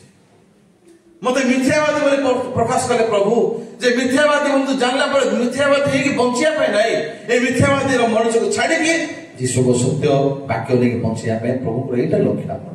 ଆମେ କାହିଁ ଆଜି ଆମେ ହଇରାଣ ହଉଛୁ, କାହିଁ ଆଜି ଆମ ପାଖରେ କଷ୍ଟ ଆସୁଛି, କାହିଁ ଆମ ଭିତରେ ବେଶୀ ଗୋଟେ ଦ୍ୱନ୍ଦ୍ୱ ଆସୁଛି? ଈଶ୍ୱରଙ୍କର ବାକ୍ୟର ମନ ନେଇକି ଆମେ ବଞ୍ଚୁକୁ। ସେଥିରେ ଲେଖା ହେଇଛି କଣ ବୋଲି? ତୁମମାନଙ୍କର ନେତା ମାନଙ୍କର ବାଧ୍ୟ ବଶୀଭୂତ ହୁଅ। ଗୋଟେ ସମୟ ଆସିଲା, ମୁଁ ପାଷ୍ଟର ପାଖକୁ ଗଲି, ଆଉ ପାଷ୍ଟର ପାଖରେ ଆଣ୍ଠେଇଲି। ମୁଁ ଦେଖିଲି ମୋ ପାଷ୍ଟର କାନ୍ଦୁଛନ୍ତି। ପଚାରିଲି କଣ ପାଇଁ କାନ୍ଦୁଛ? ମୋ ପାଷ୍ଟର ମତେ କହିଲେ, ମୁଁ ତୋର ପ୍ରାଣ ପାଇଁ କାନ୍ଦୁଛି, ତୁ ପୁରା ଅନ୍ଧ ହେଇଯାଇଛୁ ସବୁଠୁ। ମୁଁ ତୋର ଆତ୍ମା ପାଇଁ ମୁଁ ପ୍ରଭୁଙ୍କ ପାଖରେ ମୁଁ କାନ୍ଦୁଛି। ପ୍ରଭୁ ତୋତେ ଆଶୀର୍ବାଦ କରନ୍ତୁ, ପ୍ରଭୁ ତୋତେ ଦୟା ଦିଅନ୍ତୁ, ପ୍ରଭୁ ତୋତେ ଚେତା ଦିଅନ୍ତୁ ଯେ ତୁ ପ୍ରକୃତରେ କେମିତି ସ୍ଥିତିରେ ଅଛୁ। ଆରେ ମୁଁ ଭାବୁଛି ମୁଁ କଣ ଭୁଲ କଲି ସେଥିପାଇଁ ମତେ ରାଗୁଛନ୍ତି, ସେମିତି ନାହିଁ। ଗୋଟେ ସମୟ ଆସିଲା ପାଷ୍ଟର ଛାଡ଼ିକି ପଳେଇଲା, ଆମକୁ କିଏ କିଛି କହୁନି, ଏବେ କିଏ ଯାହା କଲେ ଯୋଉଟା ବି ଇଚ୍ଛା କଲେ ଆମେ କରିପାରିବୁ। କିନ୍ତୁ ଯେତେବେଳେ ମତେ ମୁଁ ଫୁଲଫିଲ୍ଡକୁ ଯାଉଛି, ବାଇବଲ ଧରିକି ଯେତେବେଳେ ମୁଁ ଷ୍ଟେଜକୁ ଯାଉଛି, ମୋ ପାଷ୍ଟରଙ୍କୁ ମନେ ପକାଉଛି। ଏ ଫୁଲବାଣୀ ସହରରେ 2001-2ରେ ପାଷ୍ଟର ମୁଁ ପାଷ୍ଟର ଆମେ ମୋଟରସାଇକେଲ ଧରିକି ବାଇବଲ ପ୍ରଚାର କରେ। ଥଣ୍ଡା ସମୟରେ ପାଷ୍ଟର ମତେ କହିବେ ସାର୍ଟ ଖୋଲେ ଆଉ ପେପର ଘୋଡ଼େଇ ଦେବେ, ପେଟରେ ପେପର ରଖିଦେଇକି ସାର୍ଟ ଘୋଡ଼େଇ ଦେବାକୁ ଯା ଏମିତି ବା ଥଣ୍ଡାଟେ କହୁ। ଖରା ବର୍ଷା ଶୀତ କାକରେ ପାଷ୍ଟରଙ୍କ ସହିତ ବୁଲି ଆମେ ପ୍ରସାର କରିଗଲୁ। କିନ୍ତୁ ବିପଦ ଭାବରେ କଣ ଶୈତାନ ମତେ କେବେ ମଧ୍ୟ ସୁଯୋଗ ମତେ ନ ଦେବା ପାଇଁ ଭୟଙ୍କର କାମ କଲେ। କିନ୍ତୁ ମୁଁ ଯଦି ଦେଖେଇଲି ଏବେ ମୋ ସହିତ ମଣ୍ଡଳୀ ଅଛି, ମୁଁ ପ୍ରଭୁଙ୍କ ଦାସଙ୍କ ହାତରେ ଧରାଯାଇଛି, ମତେ ପ୍ରଭୁ ଯୀଶୁ ଧରିଛନ୍ତି, ଭାଗ୍ୟ ଅଛି। ତମାନଙ୍କର ନେତା ମାନଙ୍କର ବଶୀଭୂତ ହୁଅ, ପ୍ରହରୀ କର୍ମ କରୁଛନ୍ତି ସେମାନେ, ତୁମମାନଙ୍କ ଶତ୍ରୁ ମାନଙ୍କ ପ୍ରେମ କର, ଋଣ ଦେଲେ ପାଇବା ସେଟା ଦିଅ ନାହିଁ। କାରଣ ପ୍ରଭୁଙ୍କର ମନ ଅଛି ଦୁଷ୍ଟ ଲୋକ ଆଉ କେତେ ଲୋକ ଅକୃତଜ୍ଞ ଲୋକମାନଙ୍କୁ ଯୀଶୁଙ୍କର କଣ ଅଛି, ଦୟା ଅଛି। ଏ ଯୀଶୁଙ୍କର ମନ ନେଇକି ବଞ୍ଚିଲେ କଣ ଅସୁବିଧା? ଯଦି ଯୀଶୁଙ୍କ ମନ ନେଇକି ଆମେ ବଞ୍ଚୁଛୁ ତାହେଲେ କୌଣସି ଅସୁବିଧା ନାହିଁ। ଆମେ ପ୍ରଭୁ ଯୀଶୁ ଆମକୁ ତାଙ୍କ ପ୍ରେମର ପରିଚୟ ଦେଲେ 2000 ସାଲ ପୂର୍ବରୁ। କାରଣ ଈଶ୍ୱର ଜଗତକୁ ଏତେ ପ୍ରେମ କଲେ ଯେ ସେ ଆପଣ ଆଦିତ୍ୟ ପୁତ୍ର ଦାନ କଲେ। ଆଜି କାହିଁକି ଆମେ ସେ ଯୀଶୁକୁ ପରିତ୍ୟାଗ କରିବା ପାଇଁ ଆବଶ୍ୟକ? କାହିଁକି ପ୍ରଭୁଙ୍କର ପ୍ରେମକୁ ଆମର ଛାଡ଼ିବା ଆବଶ୍ୟକ? ଆପଣ ଯେକୌଣସି ଲୋକ ହୁଅନ୍ତୁ ନା କାହିଁକି, ଆପଣ ଯୋଉ ଜାଗାରେ ହୁଅନ୍ତୁ ନା କାହିଁକି, ଯାହା ବି କରନ୍ତୁ ନା କାହିଁକି, ଆପଣ ଯୀଶୁଙ୍କୁ ମନେ ପକାନ୍ତୁ। ଯୀଶୁଙ୍କ ପ୍ରେମକୁ ଆପଣଙ୍କ ଆଡ଼କୁ ମନେ ପକାନ୍ତୁ। ପ୍ରଭୁଙ୍କର ବାକ୍ୟକୁ ଆପଣ ବିଶ୍ୱାସ କରନ୍ତୁ। ନିଜର ସତ ଲାଗୁଥିବା ଚିନ୍ତାକୁ ପରିତ୍ୟାଗ କରନ୍ତୁ। ଆମେ ନିଜର ସତ ଲାଗୁଥିବା ଚିନ୍ତା ହିଁ ଆପଣଙ୍କୁ ଦୁଃଖ କଷ୍ଟ ଆଡ଼କୁ ନେଇଯିବ। ନିଜର ସତ ଲାଗୁଥିବା ଫିଲିଙ୍ଗସକୁ, ନିଜର ସତ ଲାଗୁଥିବା ଚିନ୍ତା ରାସ୍ତାରେ ଯାଉଛନ୍ତି ଆପଣ ବର୍ତ୍ତମାନ, ତାହେଲେ ପରବର୍ତ୍ତୀ ସମୟରେ ବହୁତ କଷ୍ଟକର ସମୟରେ ଆପଣ ସମ୍ମୁଖୀନ କରିବାକୁ ଯାଉଛନ୍ତି। ଈଶ୍ୱରଙ୍କର ହୃଦୟକୁ ଆପଣମାନେ ଫେରି ଆସନ୍ତୁ, ପ୍ରଭୁଙ୍କ ବାକ୍ୟ ନିକଟକୁ ଫେରି ଆସନ୍ତୁ, ପ୍ରଭୁଙ୍କର ହୃଦୟକୁ ଫେରି ଆସନ୍ତୁ। ସେଦିନ ଆମର ପିଲାମାନେ ଗୀତ ଗାଇଲେ ସଣ୍ଡେ ସର୍ଭିସରେ ଉଦୟଗିରି ଚର୍ଚ୍ଚରେ କହିଲେ ଗ୍ରୁପର ପିଲା କିଏ ଅଛନ୍ତି କି? ଗତ ରବିବାର ଦିନ ମୁଁ ଗାଇଥିଲି, କହିଲେ କିଏ ଗାଇଥିଲେ? କିଏ ଅଛି କି ନାଇଁ? ଷ୍ଟେଲା ଅଛ, କମ୍ ହୋମ୍ ଗୀତ ଗାଇଥିଲ ତମେ ନା? କାଲି ଆଉଥରେ ଗାଅ କମ୍ ହୋମ୍ ଗୀତ, ମୋ ପାଷ୍ଟରଙ୍କର ବହୁତ ଫେଭରାଇଟ୍ ଗୀତ। ମୁଁ ଯେତେବେଳେ କିଛି ଗୀତ ଶୁଣିଲେ ମୁଁ ସିଧା ପଛକୁ ପଳେଇଲି। ଆଉ ମୋର ଭାଇ ଭଉଣୀ ମାନେ ଜାଣିନାହାନ୍ତି, ମୁଁ ବହୁତ କାନ୍ଦିଲି ପାଷ୍ଟର ମନେ ପକେଇ। ଏ ଗୀତ ଦ୍ୱାରା ମୋ ପାଷ୍ଟରକୁ ମୁଁ ବେଶୀ ମିସ୍ କଲି। ସେ ଆମେ ବିଶ୍ୱାସ କରୁଥିଲୁ ସେ ସମୟରେ ପାଷ୍ଟର ଆମ ପାଇଁ ଗୀତ ଗାଇଦେଉଥିଲେ। ସତରେ ପ୍ରଭୁ ଦାସ ଗୋଟେ ମଣିଷ ନାହିଁ। ଏ ନେତା ମାନେ ପ୍ରଭୁ ଦାସ ମଣିଷ ନାହାନ୍ତି। ଚିଣ୍ଟୁ ଚାରିଆଡ଼େ ଯୋଉ ଘେରିଲେ ସେଟା ଆମର ରିଏଲ ଲାଇଫ। ମୁଁ କେବେ ମଧ୍ୟ କହିପାରିବି ନାହିଁ ବର୍ତ୍ତମାନ ମୁଁ ମଣିଷର ଗ୍ରେଡରେ ମଧ୍ୟ, ମଣିଷର ଷ୍ଟାଣ୍ଡାର୍ଡରେ ମଧ୍ୟ ମୁଁ ଟିକେ ଭଲ ଲୋକ ବୋଲି କହିପାରିବି ନାହିଁ। କିନ୍ତୁ ବାଇବଲ ଲେଖା ହେଇଛି କଣ ବୋଲି, ତମର ଯୀଶୁଙ୍କର ବାଧ୍ୟ ହୁଅ। ଇଏ ପ୍ରଭୁଙ୍କ ଦାସ ମାନଙ୍କ ଭିତରେ କିଏ ଅଛି? ପ୍ରଭୁଙ୍କର ହୃଦୟ ଅଛି। ଏ ସୀମିତ ଜଗତର ଜାଗତିକ ଖୁସିକୁ ଲକ୍ଷ୍ୟ କରି ଯଦି ବଞ୍ଚିଥାନ୍ତା ଆମେ, ତାହେଲେ ଏ ମଣ୍ଡଳୀକୁ ଲାତ ମାରିକି ପଳେଇଥାନ୍ତୁ ଆମେ। ମୁଁ ଆଜି କହିବାକୁ ଚାହୁଁ, ନିଜର ଚିନ୍ତାକୁ ପରିତ୍ୟାଗ କରନ୍ତୁ। କେବଳ ଅନ୍ୟ ବିଷୟର ସଂଯୁକ୍ତ ବିଷୟ ନାହିଁ।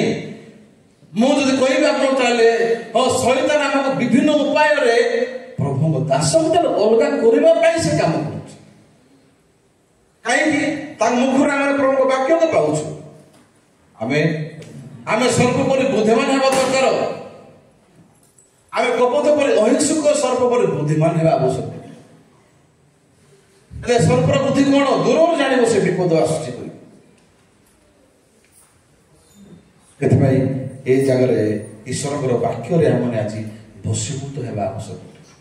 ଆପଣ ରାଗନ୍ତୁ, ଆପଣ କ୍ରୋଧ କରନ୍ତୁ, ବିଚାର କରନ୍ତୁ, ଆପଣ ଅବିଶ୍ୱାସ କରନ୍ତୁ, କିନ୍ତୁ ଈଶ୍ୱରଙ୍କ ପ୍ରେମକୁ କେ ମଧ୍ୟ ପରିତ୍ୟାଗ କରନ୍ତୁ ନାହିଁ। ଆମେ ଆଜି ଏ ଜାଗାରେ ଫୁଲବାଣୀ ଚର୍ଚ୍ଚର ଭାଇ ଭଉଣୀଙ୍କୁ ମୁଁ କହିବାକୁ ଚାହୁଁଛି ଯେ ଏଇ ଜାଗାରେ ଏ ସହରରେ ବହୁତ ବଡ଼ ମଣ୍ଡଳୀ ହେବା ଆବଶ୍ୟକ ଅଟେ। ଆମର ଭାଇମାନେ ବର୍ତ୍ତମାନ ଭାଇମାନଙ୍କର ଆତ୍ମିକ ଜୀବନ ଅପଗ୍ରେଡ୍ ହେବାକୁ ପଡ଼ିବ। ଆମର ପ୍ରାକ୍ଟିକାଲ ଆମର ଭାଇମାନେ ଏ ଜାଗାରେ ସୁସମାଚାର ପାଇଁ ଏ କାନ୍ଧରେ ବୋଝ ଟାଣିବାକୁ ପଡ଼ିବ। ନିୟମ ସିଦ୍ଧକ ଉତ୍ସାହରେ ଶଗଡ଼ରେ ନେଲେ ପ୍ରଭୁ ରାଗିଗଲେ ତାଙ୍କ ମଧ୍ୟରେ। କିନ୍ତୁ ପ୍ରଭୁ ନିୟମ ସିଦ୍ଧକୁ କୋଉଠି ନେବା ପାଇଁ କହିଲେ? ଏ କାନ୍ଧରେ ନେବା ପାଇଁ କହିଲେ।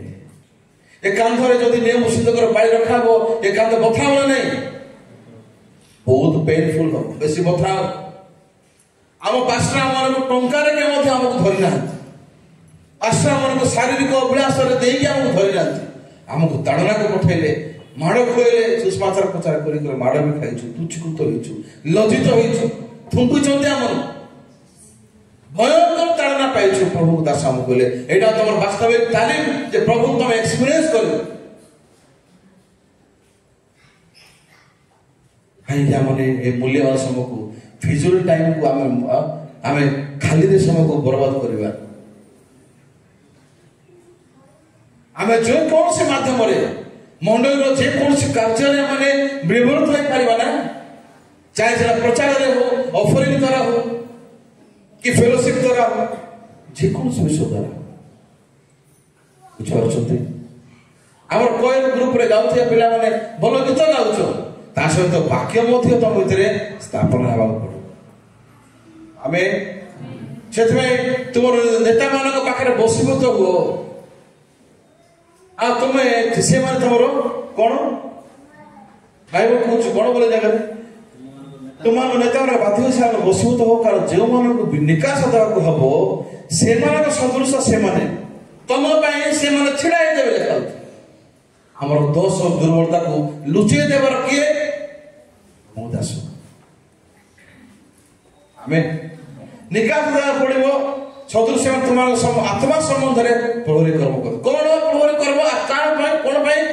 ଆତ୍ମାର ପ୍ରହରୀ କର୍ମ। କଣ ପ୍ରହରୀ କର୍ମ? ମୋର ଆତ୍ମାର ପ୍ରହରୀ କର୍ମ କିଏ କରିପାରିବ? ପ୍ରଭୁ ଯାହାକୁ ସ୍ଥାପନ କରୁଛନ୍ତି ଆତ୍ମା ଦେଇକି। ତାପରେ ଯେପରି ସେମାନେ ତାହା ଦୁଃଖରେ ନ କରି ଆନନ୍ଦରେ କରିପାରନ୍ତି। ଦୁଃଖରେ କରୁନାହାନ୍ତି ସେମାନେ, ଆନନ୍ଦରେ କରୁଛନ୍ତି। ଦୁଃଖରେ କଲେ ତୁମମାନଙ୍କର କିଛି ଲାଭ ନାହିଁ। ହେଲେ ମଣ୍ଡଳୀ ମୋ ଦୁଃଖିତ ଅଛି କି? ପ୍ରଭୁଙ୍କ ଦାସ କଣ ମୋ ଦୁଃଖିତ ଅଛି କି? ଅଛନ୍ତି କି? ଏବେ ବି ନାହିଁ। ଇଞ୍ଜେକ୍ସନର କଥା ସୁସ୍ଥତା ଦେବା ପାଇଁ ନା ଅସୁସ୍ଥ କରେ? ନାଇଁ ନାଇଁ ମୋତେ ବଥା ହଉଛି, ମୁଁ ନେବି ନାହିଁ, ତାହେଲେ ଆହୁରି ଅଧିକ ଅସୁସ୍ଥ। କିନ୍ତୁ ବଥା ଦ୍ୱାରା କଣ ଅଛି? ଆଫ୍ଟର ପେନିଂ ୱେଟିଂ ଅଛି। କଣ? Healing is waiting. ଆଫ୍ଟର ପେନିଂ ବଥା ହେଲା ପରେ କଣ ଅଛି? ସୁସ୍ଥତା ଅଛି। ଆମେ ମୁଁ ଏଇ ଜାଗାରେ କନଫରେନ୍ସରେ ଆମର ଭାଇ ଭଉଣୀଙ୍କୁ କହିବାକୁ ଚାହୁଁଛୁ, ପ୍ରଥମରେ ସମୟକୁ ନଷ୍ଟ ନ କରିକି ଆମେ ଯୀଶୁ ଖ୍ରୀଷ୍ଟଙ୍କର ଦ୍ୱିତୀୟ ଆଗମନ ହେବାକୁ ଯାଉଛୁ ଅତି ଶୀଘ୍ର। ତାହେଲେ ଆମର ମନକୁ ଆମେ ପ୍ରଭୁ ସହିତ ଜଡ଼ିତ କରିକି ମଣ୍ଡଳୀର ସ୍ୱର, ପ୍ରଭୁଙ୍କର ସ୍ୱର ଅନୁସାରେ ଆମେ ବଞ୍ଚିବା ଦରକାର। ବୁଝିପାରୁଛନ୍ତି? କିଛି ଦିନ ପୂର୍ବରୁ ମୋର ଫୋନରେ ଗୋଟେ ମେସେଜ ଗୋଟେ ଆସିଲା। ମୁଁ ଆପଣଙ୍କ ସହିତ ମିନିଷ୍ଟ୍ରି କରିବାକୁ ଚାହୁଁଛି, ଆମେ ମିଶିକି ମିନିଷ୍ଟ୍ରି କରିବା। କିଏ ଆପଣ? ନାଇଁ ମୁଁ ଏ ଦେଶରୁ କହୁଛି, ପଇସା ବହୁତ ଅଛି, ମିଶିଯାଆନ୍ତୁ ଆମ ସହିତ। ମୁଁ ଆପଣଙ୍କର ଫେସବୁକର ପୋଷ୍ଟ ଦେଖିଲି, ବାକ୍ୟ ଶୁଣିଲି, ବେଶୀ ଭଲ ଲାଗିଲା। ଆପଣଙ୍କର ମିନିଷ୍ଟ୍ରି ବେଶୀ ବଢିଆ ଜୋରସୋର ଚାଲିଛି। ଆଉ ଟିକେ ଆପଣଙ୍କ ଆଇଡେଣ୍ଟିଫିକେସନ ଦେଇ ଦିଅନ୍ତୁ, ପରିଚୟ ଦିଅନ୍ତୁ, ଆମ ଜଡ଼ିତ ହେଇଯାଆନ୍ତୁ। आमे आपको गाड़ी किनिदेबू आमे आपको टंका मासक दरमा देबू गोटे लेडीज पास्टर आनी पादराणी कोटी करा मु साउथ कोरिया अच्छा पास्टर अक्षय को जानी ए भरटा से मु तांकर पुओ कहले शिष्य और मत से फेलोशिप करे से चिंता छाड़ू पास्टर पार्क भंड पास्टर आम चर्च सतर चर्च सत्य अच्छी बढ़िया शुणु आम आसु आसु आपको दरमा देवा आरंभ करूँ आप कड़े दरकार से था खाली आप आमर अर्गानाइजेशन कनेक्ट हो लिखिले गोटे वार्ड स्वर्ग लोक केमती आ स्वर्ग बाहर मु स्वर्ग अलरेडी आसी सारी मत कौन से अन्य स्वर्ग को नियंतु ना मुझे स्वर्ग यथेष्ट खुशी अच्छी शांति अच्छी गोटे 2 दिन 3 दिन लगे पड़ी मत फेलोशिप कला से लेडीज आउ हालिया होगला बंद हो आम मिशन आम टंका द्वारा केवे को लोक को आने सुसमाचार शक्ति अच्छे वाक्यर शक्ति अच्छे आम समस्त भाई मैंने फुलवाणी सप्त मंडली सुसमाचार मंडली प्रभु मंजी बुणी आग को बढ़ंतु आप आग को बढ़ंतु अधिक अधिक महान महान काम आप प्रभु करने चाहूँ ए समय आमर कन्फरेन्स गुड़ाक कंटिन्यू होची मु देखिपारे परमश कार्य बेसी धन्यवाद विषय आम आम समय प्रचार वाक्य शुणला हाँ यहाँ प्रभु पाखे प्रभु आस मनुष्य प्रचार ना यहाँ प्रभु प्रचार मन परिवर्तन हो जाए प्रभु बहुल रूप से समस्त आशीर्वाद करूँ प्रत्येक यूथ माने निज निजर जीवन को सजाड़ी प्रभु सामने जड़ित हो तुम्हारा अपना तुम्हें अपना यौवन काल में क्या स्मरण करने दरकार लिखाई सृष्टि करते आज कन्फरेन्स ए सुसमाचार आज मुझे सकाल समय विषय कहली ना लोक मैंने 4 गोष्ठी लोक मैंने इलिशा मुखर वाक्य शुणी गले आज आम 4 गोष्ठी चलो पृथ्वी ए जगत दृष्टि कुष्ठी लोक परी मूल्यहीन लोक यूजलेस लोक हो गले किसी असुविधा ना आम भर किए अच्छी इलिशा मुखर प्रभुंर वाक्य जदि अच्छी किसी असुविधा ना नो प्रॉब्लम मुझे आशा करुँची आम अन्य विषय को फोकस कला परिवर्ते ईश्वर वाक्य को जो फोकस कर आम निजर चिंता को परित्याग करूँ द्वितीय पुत्र बापा पाक फेरीगला बापा मन को जो से जानूँ से समय से सब जिन छाड़ी दूसरे बापा मन को लेकिन से बचाई आरंभ करुँ आशा करे जे प्रभुंर वाक्य द्वारा आम बसीभूत होगा प्रभुंर दास सहित मंडल सहित बसीभूत होने आग को बढ़ा शक्तियुक्त भाव में सुसमाचार प्रचार करा मोर इच्छा अच्छी ए फुलवाणी 400 अच्छे 400 रु बौद्ध सोनपुर अच्छी आ बलांगीर अच्छी एटा मोर रूट बहुत आगुरी मुझे रास्ता जाऊँ बाइक सदाबले पास्टर गला सब पास्टर कहबार अरे ये जगह मतलब चर्च करने के बढ़िया आम समस्त भाई मैंने ये जगह ये 400 पर्यटन 400 सोनपुर बौद्ध पर्यटन केते एरिया अच्छी सुसमाचार प्रचार कर ना नहीं आम सीमित चिंतार रुहतु ना पास्टर केबे मध्य काहाड़ हृदय बंद कर पारे आई कहूँ कौन बोली दुखरे कले आम किसी लाभ ना ईश्वर दास सहित प्रभुंर हृदय अच्छे से हृदय अनुसार आम द्वारा प्रहरी दल भाव में प्रहरी करा आशा करे जमी आम समस्ते आज जमी वाक्य शुणु परमेश्वर सहित संयुक्त होबार भाग जेपरी आम बाछे आसंता काल रविवार आज कन्फरेन्स है खाली होगला काली चर्च जी एमती भावतु काली जाके चाक्ष दिखु ठीक अच्छे मुझे कहबी प्रार्थना कर शेष कर